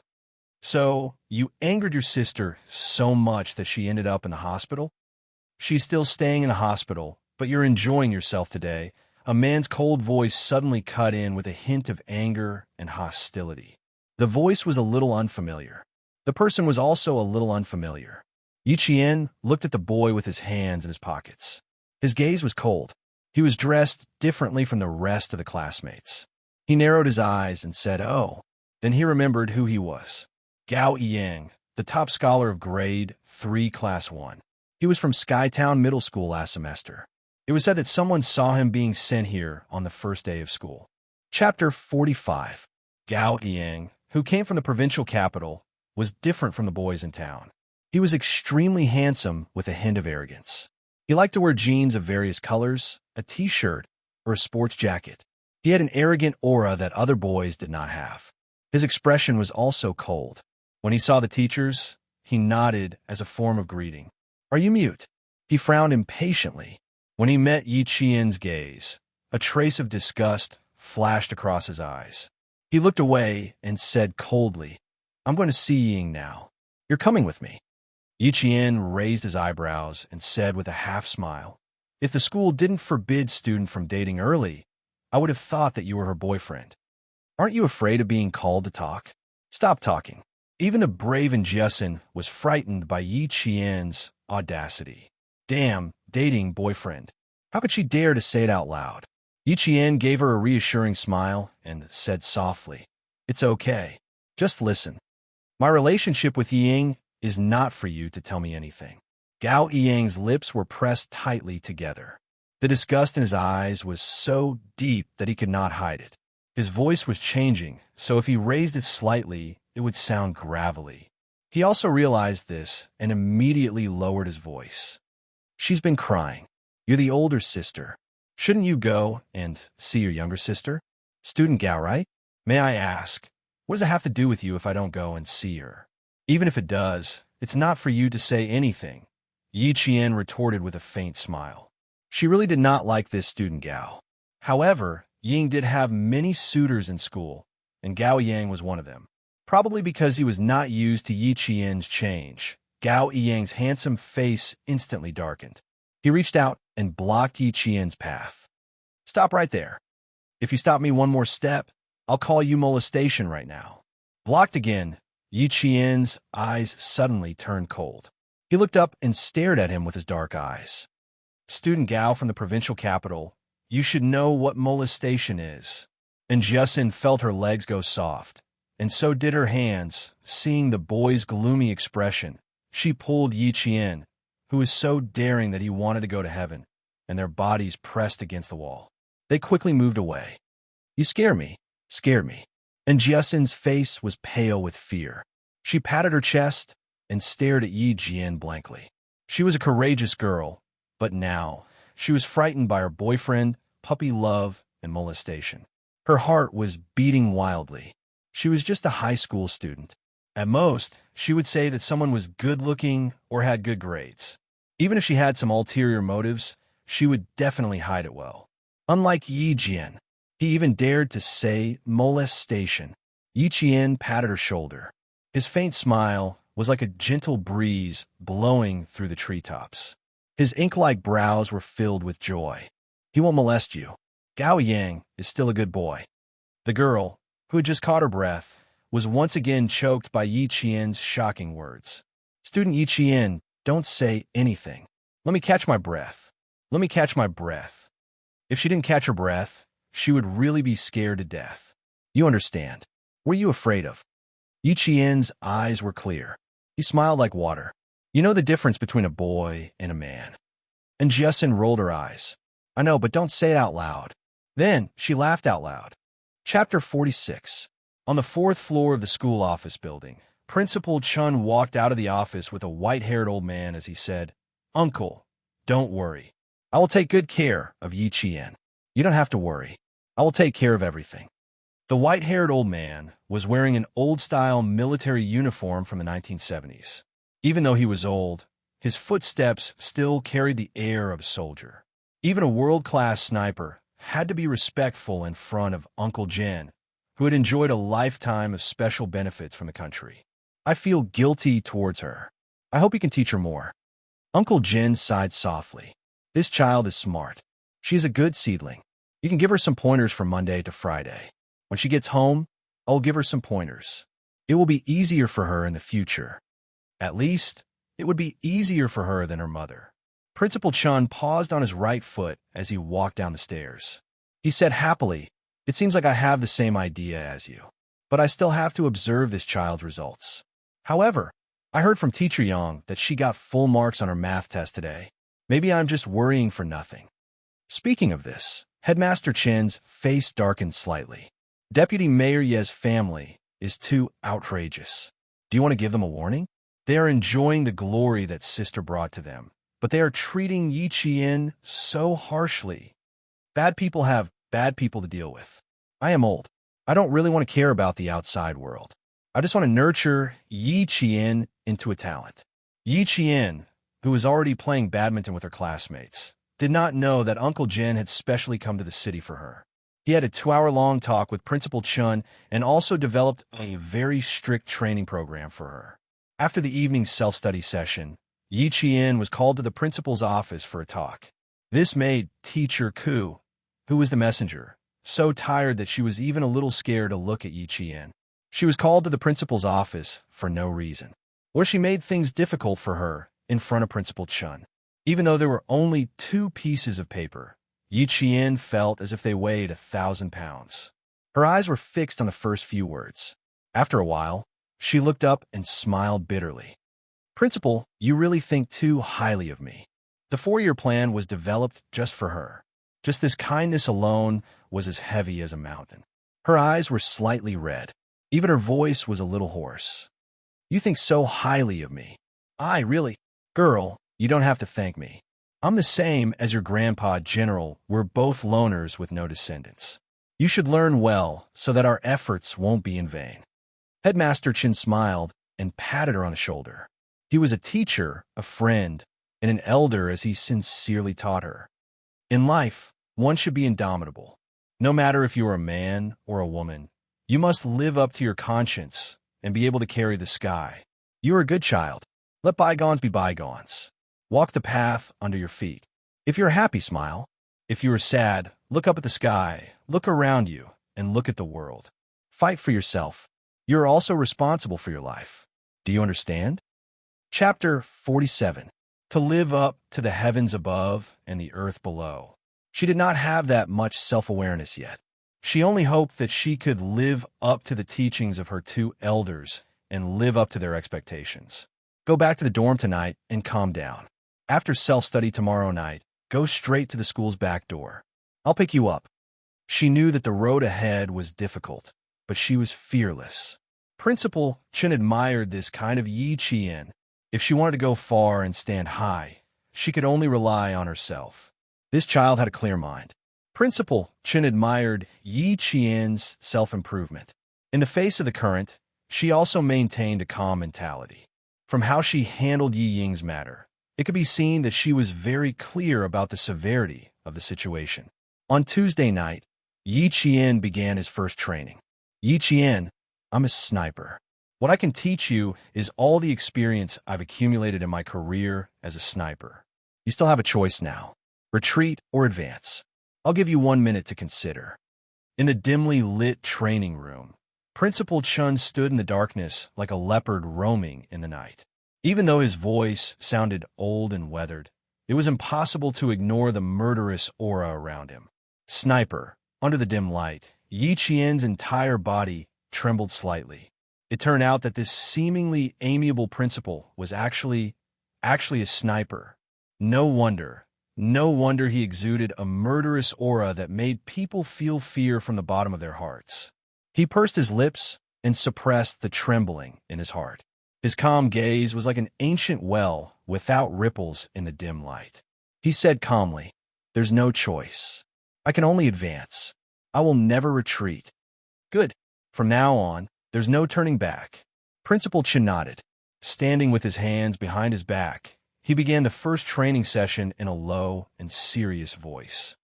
Snipers are the grim reaper in the eyes of the enemy, but in the eyes of their comrades, they are heroes. They are the most outstanding comrades. They go deep into the enemy's camp alone and use the guns in their hands to win the first victory of the war. Yi Qian, you better be mentally prepared. The snipers I train will not stay in peaceful countries. They will go deep into the front lines of any country and complete the mission given to them by the country. Since he wanted to train this last, well, the training program he came up with was so harsh that it would make a soldier's scalp tingle. Yi Qian, who was listening intently, had already adjusted his breathing. Under the cold gaze of Principal Chun, he pursed his lips, straightened his back, and listened intently. In the recruit assembly camp in town, the cold-eyed Principal Chun began the first step of his 4-year plan. A sniper not only needs accurate marksmanship, but also a strong body and an iron will. He was a sniper, so other than teaching Yi Qian how to use the various sniper rifles, he also had to train Yi Qian's stamina and willpower. In addition to implementing sniping concepts and mastering the weapon system, professional sniping training also requires you to learn a lot more. During the training process, unless you really collapse, you have to grit your teeth and persevere until the end. Yi Qian listened intently and nodded solemnly. Under the calm surface, her blood was boiling. I'll listen to everything you say. I won't back down. Chapter 48. Do you understand? The last sentence was as merciless as metal, a stern command. Yi Qian did not pause for a moment. She held her head high and answered firmly, "Understood." Under the hellish training of a world-class sniper, this day became the most difficult beginning of Yi Qian's life. After 10 minutes of warming up, she stood still in place. She was not only standing, but she also had to answer the number flashing on the training field. While answering, she was not allowed to move her body. If she moved even the slightest bit, an ant would be placed next to her neck. 34, 27, 870,994. All the number flashes were controlled by AI. In 3 seconds, 4 to 5 numbers would appear at the same time, and the maximum number would be 7. From 1 to 100, Yi Qian had to answer correctly in the blink of an eye. This was to train Yi Qian's reaction and observation skills to her surroundings. It was also to train Yi Qian's willpower and concentration. The firing time of a sniper rifle is 0.22 seconds. After 0.22 seconds, either your bullet will pierce the enemy's forehead or the enemy's bullet will take away your soul. If you want to survive, basic training is the first step. Because he was concerned that Yi Qian was still a child, Principal Chun did not use the real thing at the beginning of the training. It was like ants crawling into a person's neck. This was child's play. Even ordinary soldiers would encounter it when they were in hiding. After standing for an hour, Yi Qian's concentration did not waver because of the passage of time. Instead, she became more and more focused. By the time the number flashes appeared, she had already called out the exact serial numbers from beginning to end. Left 187, right 591. Over. Not only was her concentration high, but her reaction was also at an excellent level. Principal Chun, who had a folder in his hand, scribbled on it, recording Yi Qian's performance on the first day of training. Basic training and sniper training were carried out simultaneously. After 2 months of intensive basic training, he would let Yi Qian touch a real gun, a loaded gun. From Tuesday to Friday, Yi Qian was an ordinary student during the day. At night, he would become a sniper in training, constantly learning and strengthening himself. In just a few days, the changes from inside to outside were obvious. Her clear and beautiful face was no longer delicate. She was no longer a budding flower, but a pine tree that could withstand the scorching sun and the torrential rain. That kind of change was not something that could be seen at a glance. It was like the spring rain that moistened things silently. By the time he noticed it, everyone would have already gotten used to Yi Qian. Yi Qian, who had returned to the village after Zhou Weiwei, ran down the mountain. He slowed down and walked step by step until he reached Uncle Jin.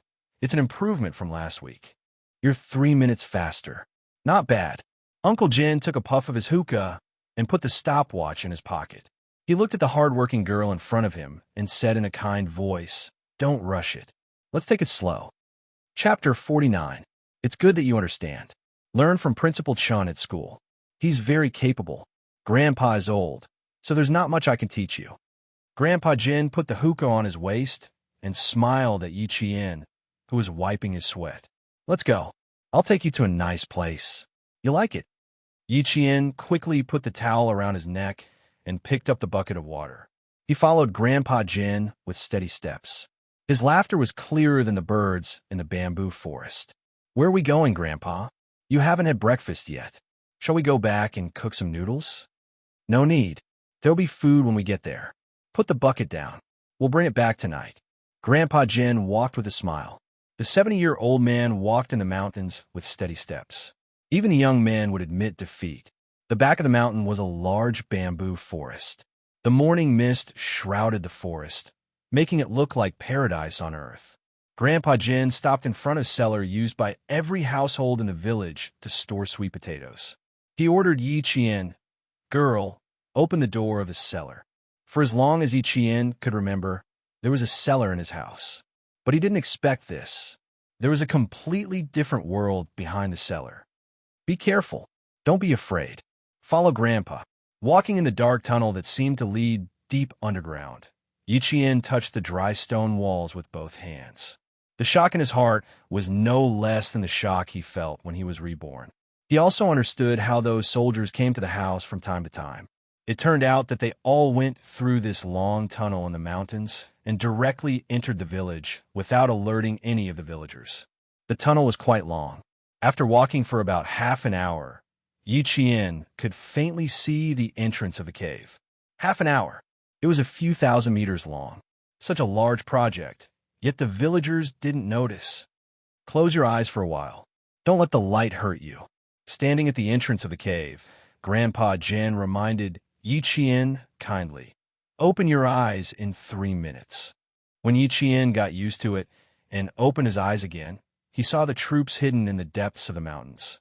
They were close at hand. After coming out of the cave, they walked down the mountain.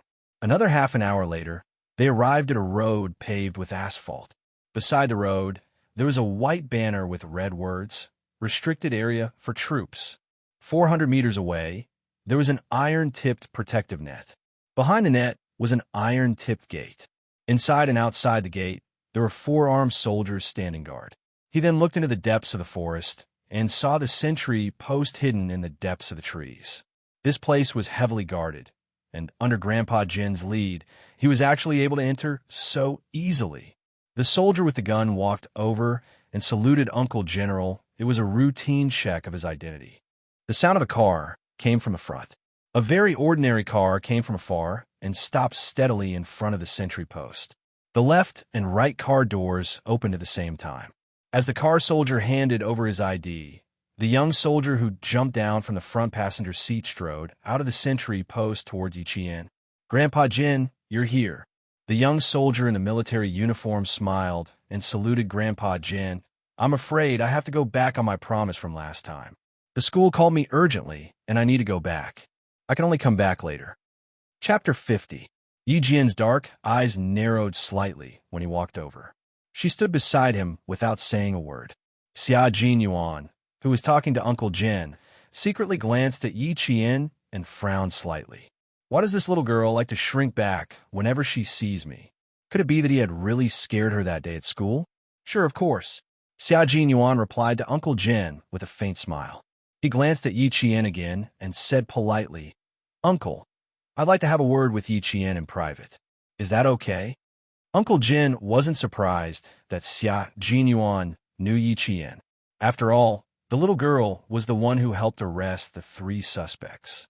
Under the old man's smile, Xia Jinyuan smiled as he looked at Yi Jian, who was staring at him coldly because of his words. His thin lips were already slightly curved.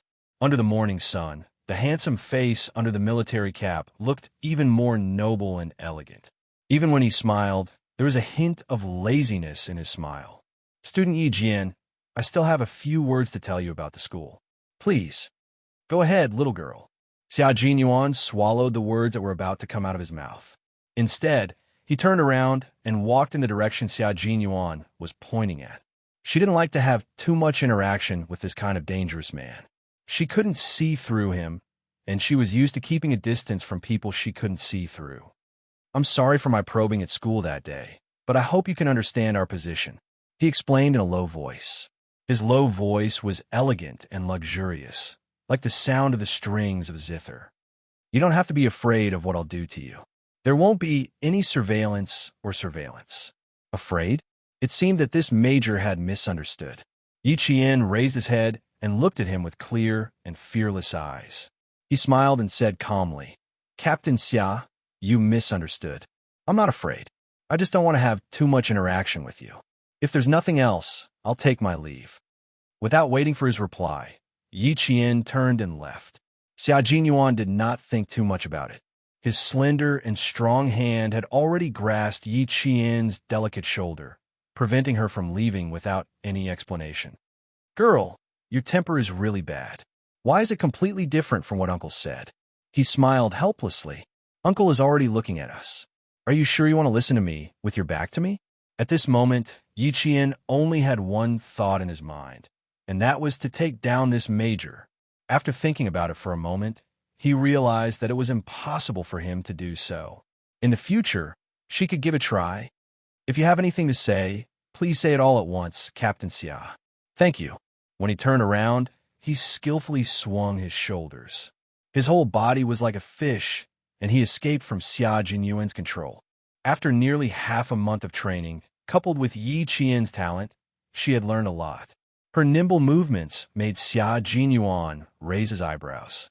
He smiled slowly and looked at her quietly with his dark eyes. His handsome face was solemn and cold. "Listen carefully, Yi Qian. We have already confirmed that there is a problem with Liao Jian's parents. Liao Jian is the same. Please help us keep an eye on his movements in school."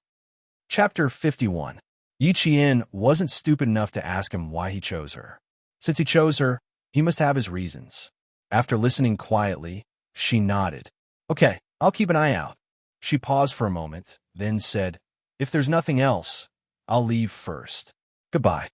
She said goodbye as she turned around. She left as soon as she said goodbye. She didn't hesitate at all. Xia Jinyuan raised his hand and adjusted the brim of his military cap. The faint smile at the corner of his mouth was like a gentle breeze, so light that it disappeared in an instant. This little girl, does she see me as a scourge?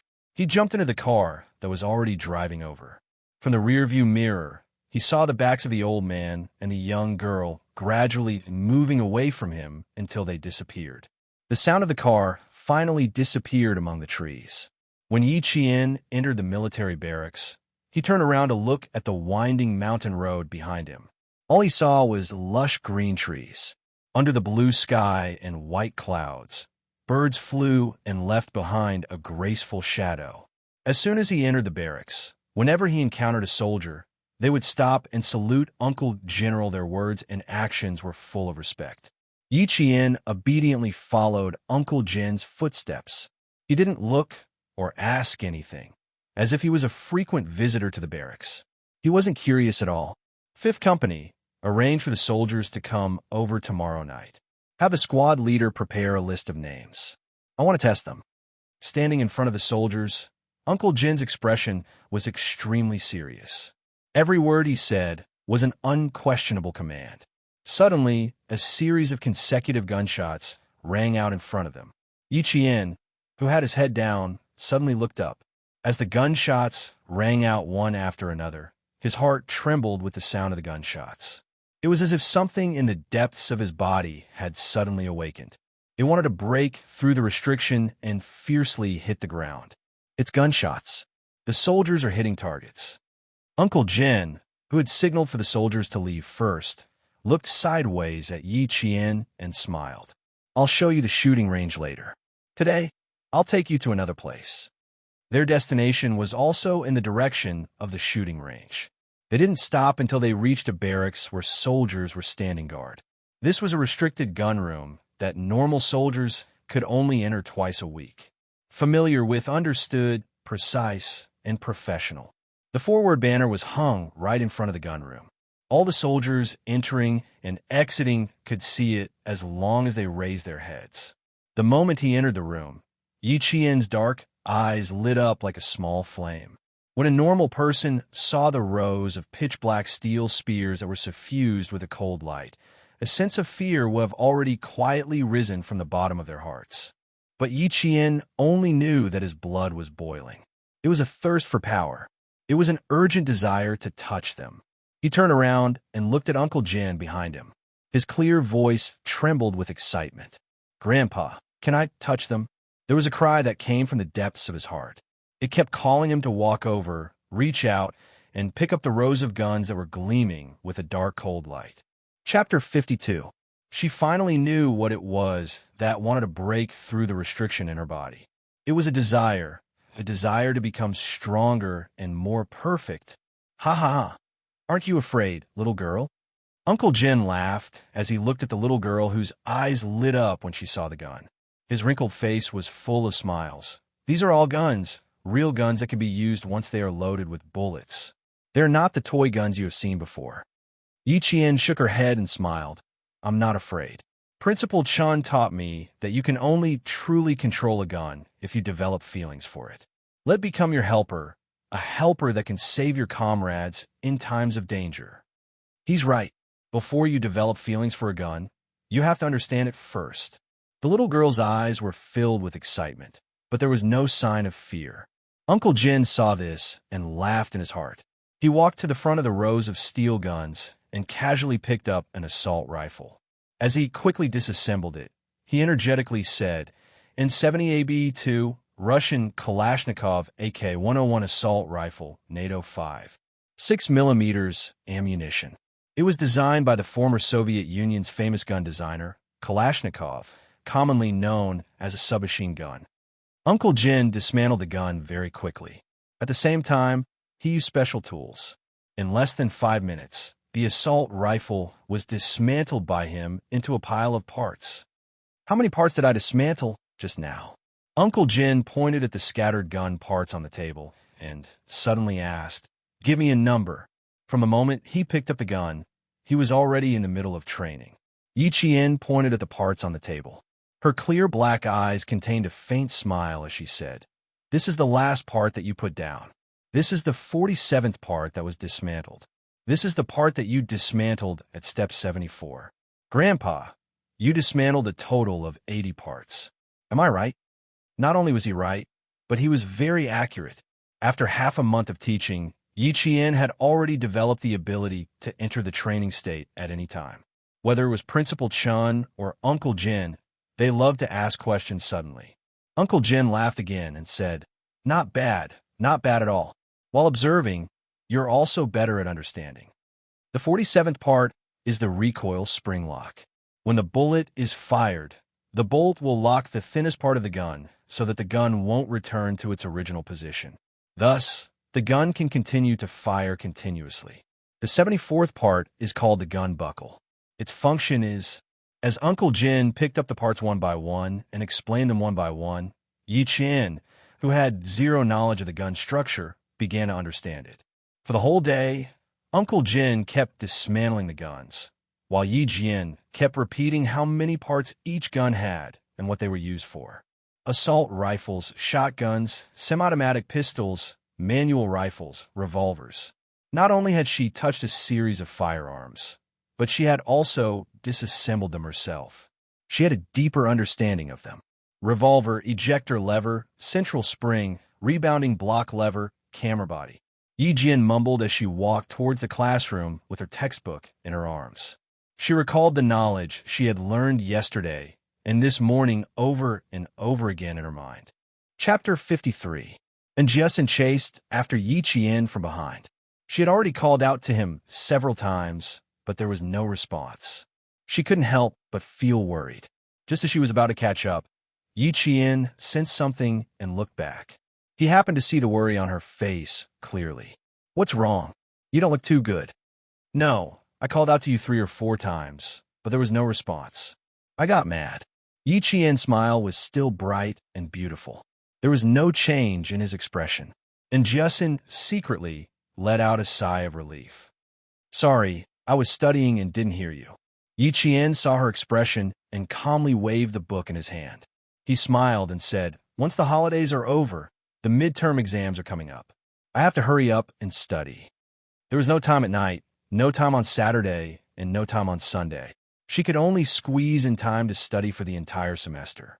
That's right, Yiqian was studying for the entire semester, not just what he had already studied. And Jiasin's worries were swept away. She giggled and said, "Okay, it just so happens that I also need to study. After the evening self-study session, let's each do 10 questions in the classroom before we go back to the dorm." She waved the test papers in her hand and looked at Yiqian with a pleading expression.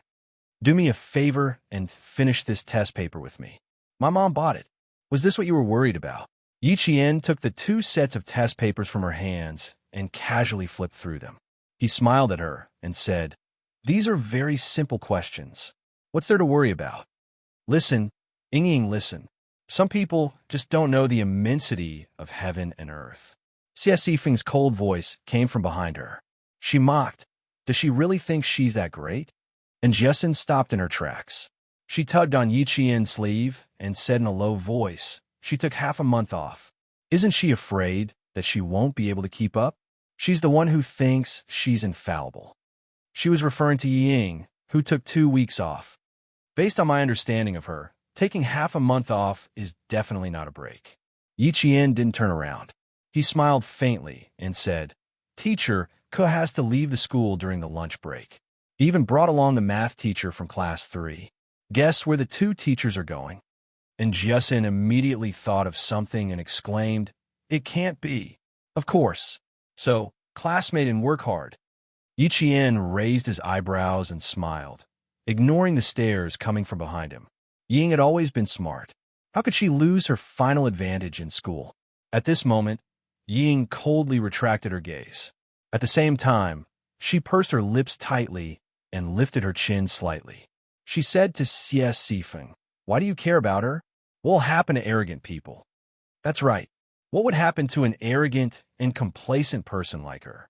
Yiqian, who had walked to the door of the classroom, turned around and smiled at her.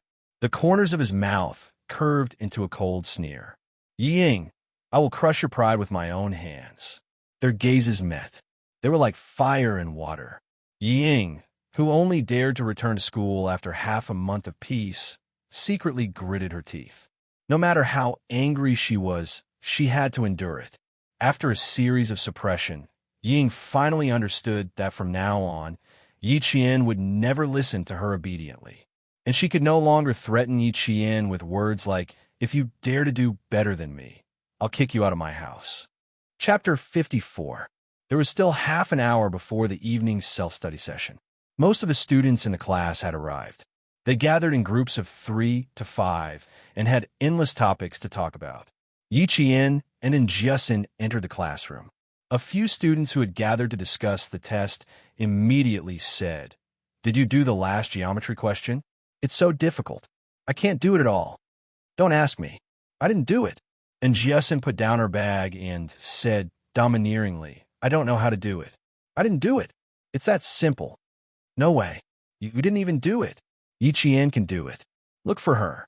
And Xianxia took out the test paper and said loudly to Yi Qian, who was still in his seat, "There's still half an hour before the evening self-study session. Let's talk about how to solve this question first." Her voice had always been loud. Even the students who were messing around could hear her. They all stopped and looked at Yi Qian. A student laughed and said, "Yi Qian, come, teach us. You're much more generous than Yi Ying." Every time Ying was asked to teach her, she had to put on airs. She would either say that she was still thinking about it, or that she didn't have time now. Yi Qian was different. As long as she was asked, she would answer patiently even if she had something to say.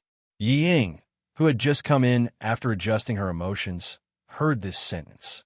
She almost lost her composure. When a student who said this saw her, his gaze drifted.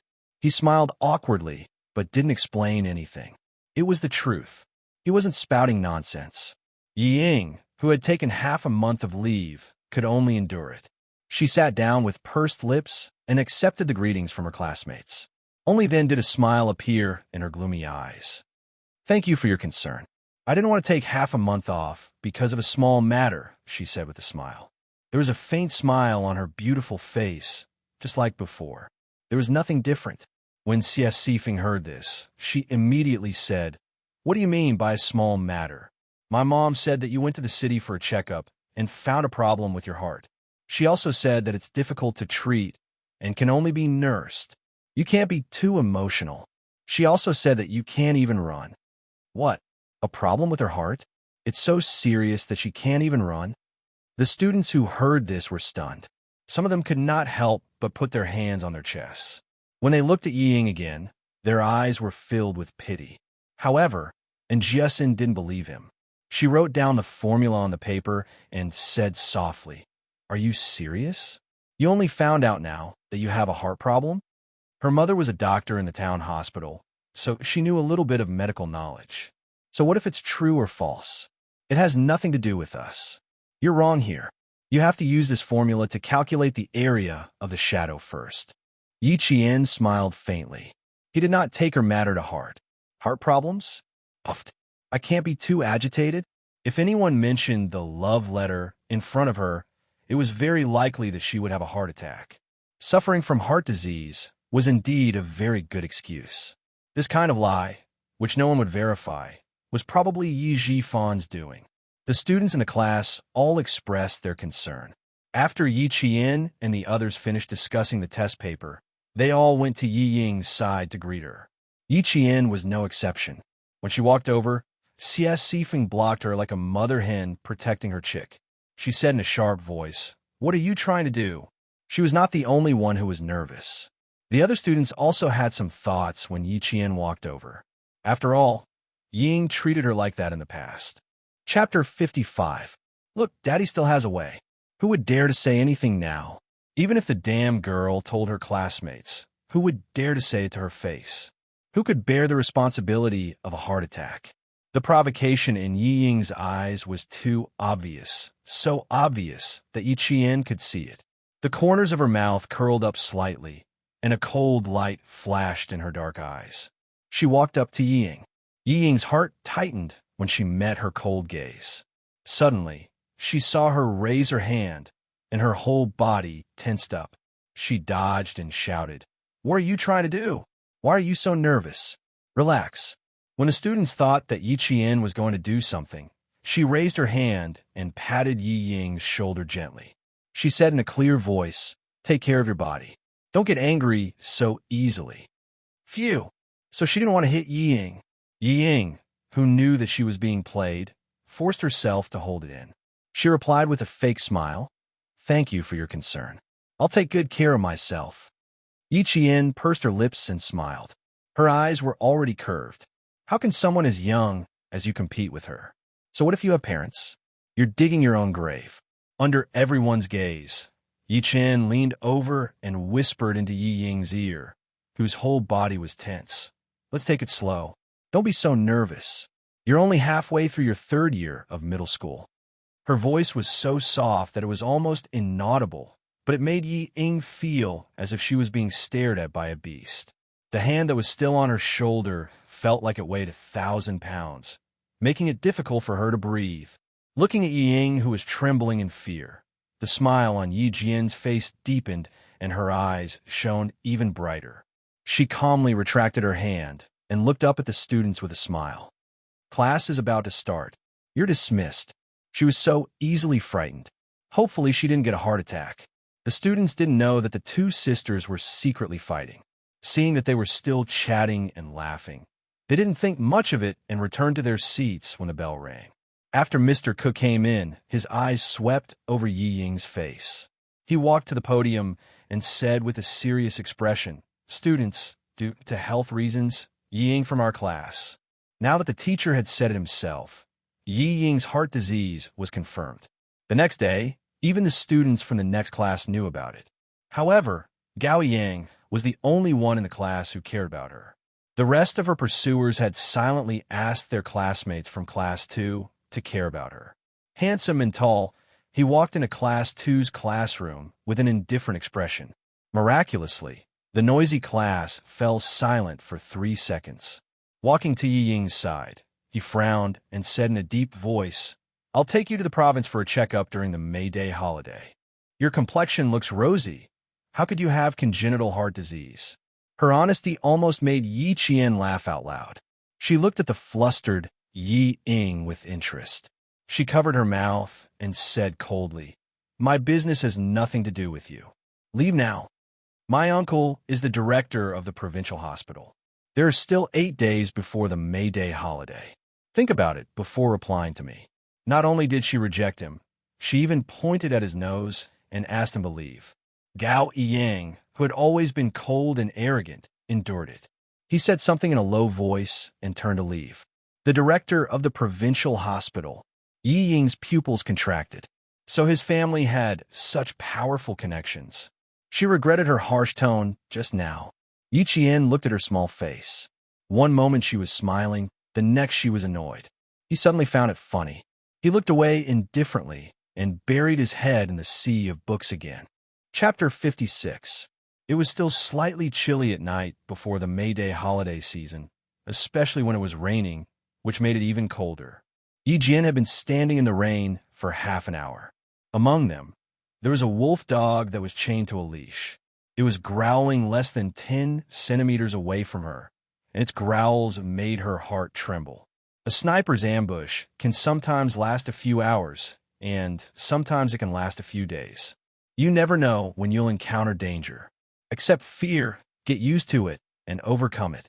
This is a necessary psychological quality for a good sniper. In the heavy rain, Principal Chen's steely voice cut through the rain. He had spent his entire life training Yi Qian. Be on standby and ambush 24 hours a day. You'll face wind and rain, lightning, blizzard, and scorching sun. Learn to ignore the effects of nature and the environment on you. That way, you won't waste a single bullet. The rain was getting heavier, but his words were like a heavy drum in the rain that struck Yi Qian's heart. If you want to see the rainbow after the storm, you must first be able to withstand the baptism of the storm. Yi Qian stood motionless. The wolfhound treated her as an intruder and growled madly. The chains rattled as if it would break free and pounce on her in the next second. It wasn't that she wasn't afraid, but that she was afraid and had no way to retreat. If she swayed, even a little, she would be pricked by the steel needles at her feet and bleed. In Principal Chin's words, if you retreat, your comrades will be the ones bleeding. Remember, once you pick up a sniper rifle, you have no way to retreat. You must complete the mission beautifully and eliminate the target. If you don't want to bleed or sacrifice your comrades, then you must become stronger. After an hour of standing in the rain, Yi Qian felt as if her legs didn't belong to her anymore. Principal Chen walked over with a towel and slowly squatted down. He looked kindly at Yi Qian, who had fallen into the rain because of her weak legs. He said slowly, word by word, "Girl, you chose your own path. Walk it with blood and tears in your eyes. Only then will you be able to welcome your peak." He gently placed the towel on Yi Qian's head and sincerely taught her, "You will be brighter than a flower in a greenhouse. You will grow little by little under the sun, without your parents to protect you. Believe me, my child, you will live a more exciting life than anyone else." Principal Chen had already heard about what happened during the day. He had been silent for a long time before he added tonight's training. He was telling Yi Qian that she was different. You relied on your own two hands to get what you want. That is your true ability, and no one can replace it. Yi Jian, who had caught her breath, raised her head. Her eyes were as bright as a mirror after being washed by the rain. They were so clear that they could reflect the beauty and ugliness of everything. Raising his hand, Xianxia wiped the rainwater off his face. Under the gaze of the elder, he smiled and said, "I will persevere on, not for anyone else, but for myself. Don't worry, Yi Jian, will never give up halfway on the path I've chosen, nor will I let difficulty surpass me." With a sharp sword in hand, she would cut through the difficulties, cut through the thorns, and walk on a broad path. Headmaster Chen laughed out loud and said good 3 times in a row. He stood up and said, "Good child, you are fearless and magnanimous. Ying is no match for you." Chapter 57. Principal Chen thought for a while, then nodded with a smile. "If that's the case, then all the more you have to work hard. Go change in the hot water room. I have something to do in the front. Tonight's training will end early." She had been in the rain for an hour. After all, she was still growing. If she rushed it, it would hurt her body. When Yi Jian came out of the hot shower, she saw Headmaster Chen talking to a middle-aged man in his 40s in the training room. He was wearing a short-sleeved shirt and a pair of perfectly ironed black trousers. He was talking in a low voice. "Come, girl, let me introduce you to this uncle." Principal Chen waved at Yi Qian, who had already put on her school uniform. "There's something I'd like to ask your opinion on. What do you think?" The middle-aged man was obviously from a military background. He smiled and sized up Yi Qian. After nodding slightly, he said to Principal Chen, "I've been observing you for a while. This child is indeed a hard-working one." Yi Qian hurried over and greeted him politely. "Uncle." Then she heard him say with a smile, "Just now, Headmaster Chen said that it's not very convenient for you to live in the dormitory now. If you go back at 11 o'clock every night, it will more or less affect your classmates in the dormitory. See if you can consider moving out." "Move out?" Yi Qian was stunned. She had indeed considered moving out. Especially after seeing Yi Ying today, she wanted to move out even more. She hadn't thought of a plan yet, but Principal Chen had already arranged it for her. The feeling of being cared for and cared for by an elder was really good, really good. "I've thought about moving out, but now I'm still thinking." Before she could finish, Yi Qian suddenly looked up at Principal Chen, then at Uncle Yang. Her eyes were filled with joy. Principal Chen knew that she had guessed it. He laughed and patted the middle-aged man's hand. "Commander Yang, I'll have to trouble you to take care of this child for the next 1.5 years. You're too polite. It's rare that you need our help. This matter is settled. As long as the child is willing, you can rest assured on our side." Battalion Commander Yang repeatedly waved his hands. He was ashamed to accept Principal Chen's gratitude. "She's staying in a room with a separate bathroom and balcony. She's still a student. How about this? I'll add a bookcase and a desk lamp for her tomorrow. What do you think? You arrange it. You arrange it." Seeing that Yi Qian had considered everything thoroughly, Principal Chun was even more relieved to let Yi Qian live alone in the recruit assembly camp. Not only was it safe here, it also wouldn't attract any attention. Yi Qian didn't know how many times his eyes reddened. He bowed deeply to Battalion Commander Yang. "Thank you, Uncle Yang. I won't cause you any trouble." Before he could bend his waist completely, Battalion Commander Yang's strong hand had already reached out to stop him. He said in a low voice, "You're too polite, kid. Remember, we soldiers are indomitable. Straighten your back." More than one person had told Yi Qian that no matter what, he had to straighten his back and never bend his waist easily.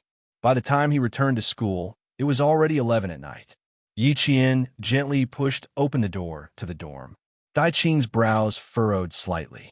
In order to make it easier for the dorm management teacher to check on the dorm rooms, all dorm rooms were not allowed to be locked from the inside.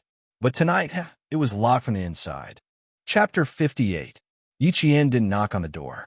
His dark eyes stared at the closed door, a cold smile spreading from the corner of his mouth to the depths of his eyes. "Very good." She started to make small moves as soon as she comes back. Without knocking, he turned around and went straight to Jiaxin's room. "What? Lock the door? How dare she?" And Jiaxin's face flashed fiercely under the covers. She gritted her teeth and said, "She's a piece of trash. She's been picking on you since she came back." Yi Qian wasn't angry. Instead, he raised his hand to support his head and laughed softly. "It's a good excuse to move out of the dorm." "No, it's an excuse to move out of the school." Since Yi Qian had a dorm that was convenient for his training, he listened to Principal Chun and moved out after class tomorrow. He would use the night's self-study time on sniping lessons. And Jiaxin was immediately interested when she heard this. "Move out? Really? Does that mean I can come out to find you more often?" "Classmate, and wait until I move out." Yi Qian sneered, closed his eyes, and murmured, "It's getting late. I'll get up early tomorrow and go jogging." "TCH, you're lying." And Jiaxin saw that she wasn't excited at all about moving out.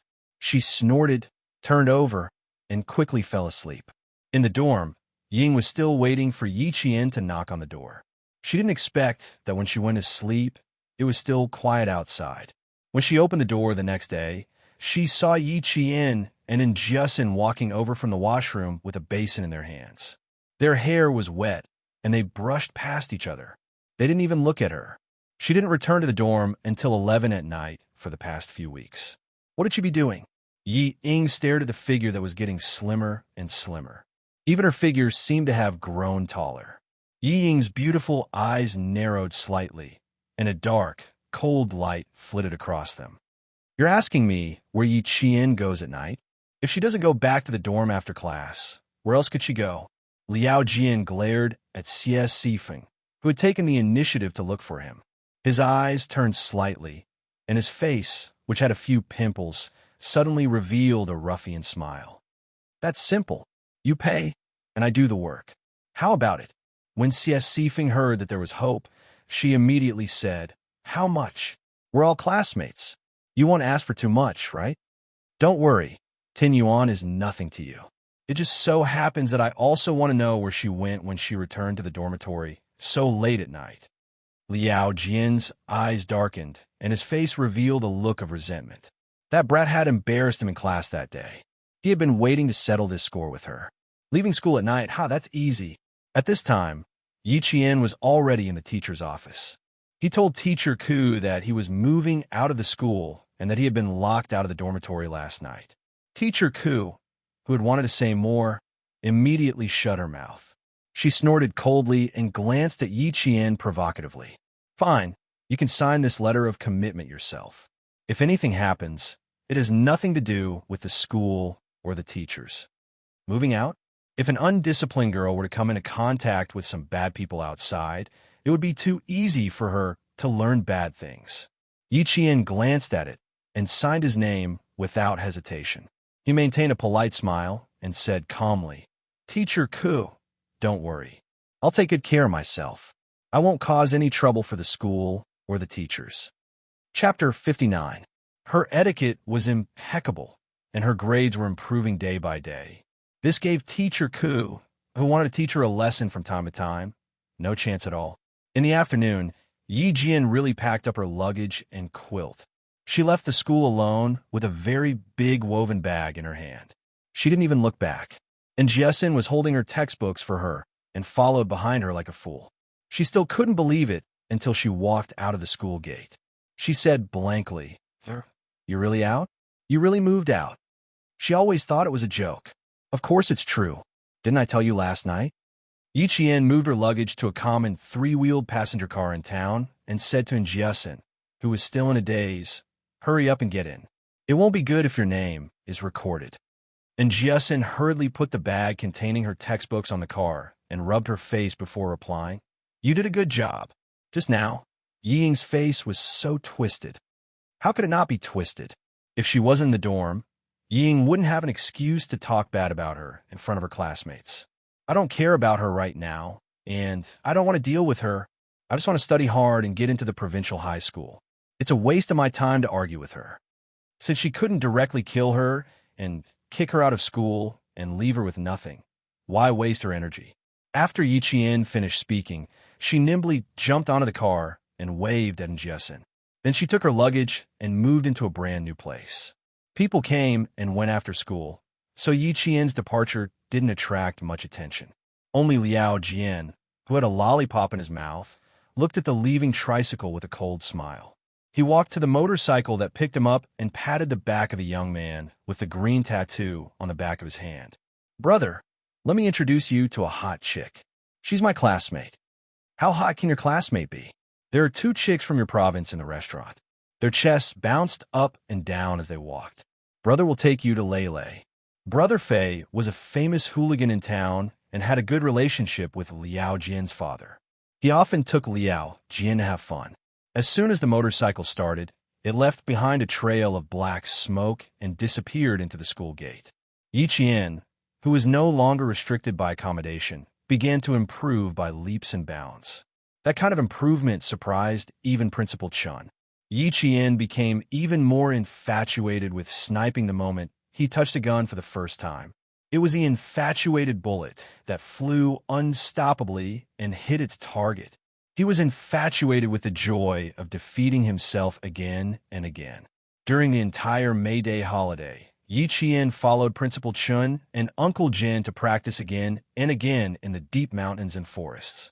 He gritted his teeth and endured the hardships again and again. Target is 470 meters away, hit between the eyebrows. After putting away his sniper rifle, Yi Qian carried his gun and jumped down from the tall tree. He hugged the tree trunk and stepped on the branches. When he reached a certain height, he jumped down from the tree. Her face was covered in green paint, and she wore a helmet that didn't quite match. Her palm-sized face looked especially small and delicate. Principal Chun picked up the straw man target and walked over the bushes. He removed the empty bullet that was shot between the straw man's eyebrows and handed it to Yi Qian. "Keep it well. It is also a witness to your growth." Chapter 60. Yi Qian's improvement could be described as godly. The more he taught her, the faster she absorbed. Principal Chun and Uncle Jin had privately discussed this with each other many times. At the same time, they had more confidence in Yi Qian. Principal Chun opened up the foldable table and signaled for her to sit down. Under the scorching afternoon sun, he began to teach her sniping theory. There were too many things a sniper needed to learn. From learning how to move stealthily to setting up a firing position, from accurately reading a map to taking aerial photos of a battlefield. Even the ability to enter and exit a position while hiding were all things Yi Qian needed to learn. A year and a half in junior high was enough for Yi Qian to absorb all this knowledge that would benefit her for the rest of her life. Only shoot once. Remember, there must not be a second shot. Don't give the enemy a chance to find out where the bullet came from. You only need to shoot once and disappear after hitting the target. Then you'll win on the battlefield. The first shot is a matter of life and death. You need to observe the direction of the wind, the weather, and the visibility. If you shoot from a long distance, the wind speed and the bullet's gravity will change the bullet's trajectory. If you miss the first shot, the target will be alarmed and discover your presence at the same time. The second shot is very likely to be from the enemy's side. Accurately calculate the shooting range, wind speed, and bullet's trajectory. Then complete it based on your feelings. As Yiqian listened to Principal Chen's teachings, her slender hand gently stroked the sniper rifle she borrowed from the army. Her oily face was solemn and cold. She had already begun to show the coldness that a sniper should have. At night, Uncle Jin would take her to the army's armory to identify the guns, ammunition, and quickly assemble them. At the same time, she had to practice mixed martial arts with the soldiers in the army. In mixed martial arts, Yiqian couldn't beat them due to her young age and lack of strength. For things like identifying guns and quickly assembling a gun from a pile of scattered parts, she needed about the same amount of time as the elite soldiers. The M16A3 assault rifle has the same appearance as the M16A4, but the biggest difference is that the biggest feature of this rifle is that it has made a big change to the mechanical side of the Immortal M16 series. So, Yiqian waved the assembled M16A3 assault rifle in his hand and smiled at the soldier who was competing with him. So I won. You're not holding an M16A3, but an M16A4 semi-automatic rifle. He raised his hand and aimed. The loaded M16A3 semi-automatic assault rifle fired the first bullet. With a bang, the bullet hit the red circle in the center of the target. The soldier who lost weighed the assault rifle in his hand as he watched Yiqian, who was still a student, shoot the first bullet in a dashing manner. The recoil from the bullets did not affect her professional shooting posture, which was impeccable. He put down a gun in his hand. He was truly convinced of his loss. Even if he wasn't convinced, he had no choice. There was a round of applause. He smiled at Yiqian and said, "I admit defeat. Unfortunately, you're not even 18 yet. Otherwise, we could still meet at the military tournament. I was opportunistic this time. Compared to you guys, I'm still far behind." Yiqian's opportunistic remark was based on her own memory.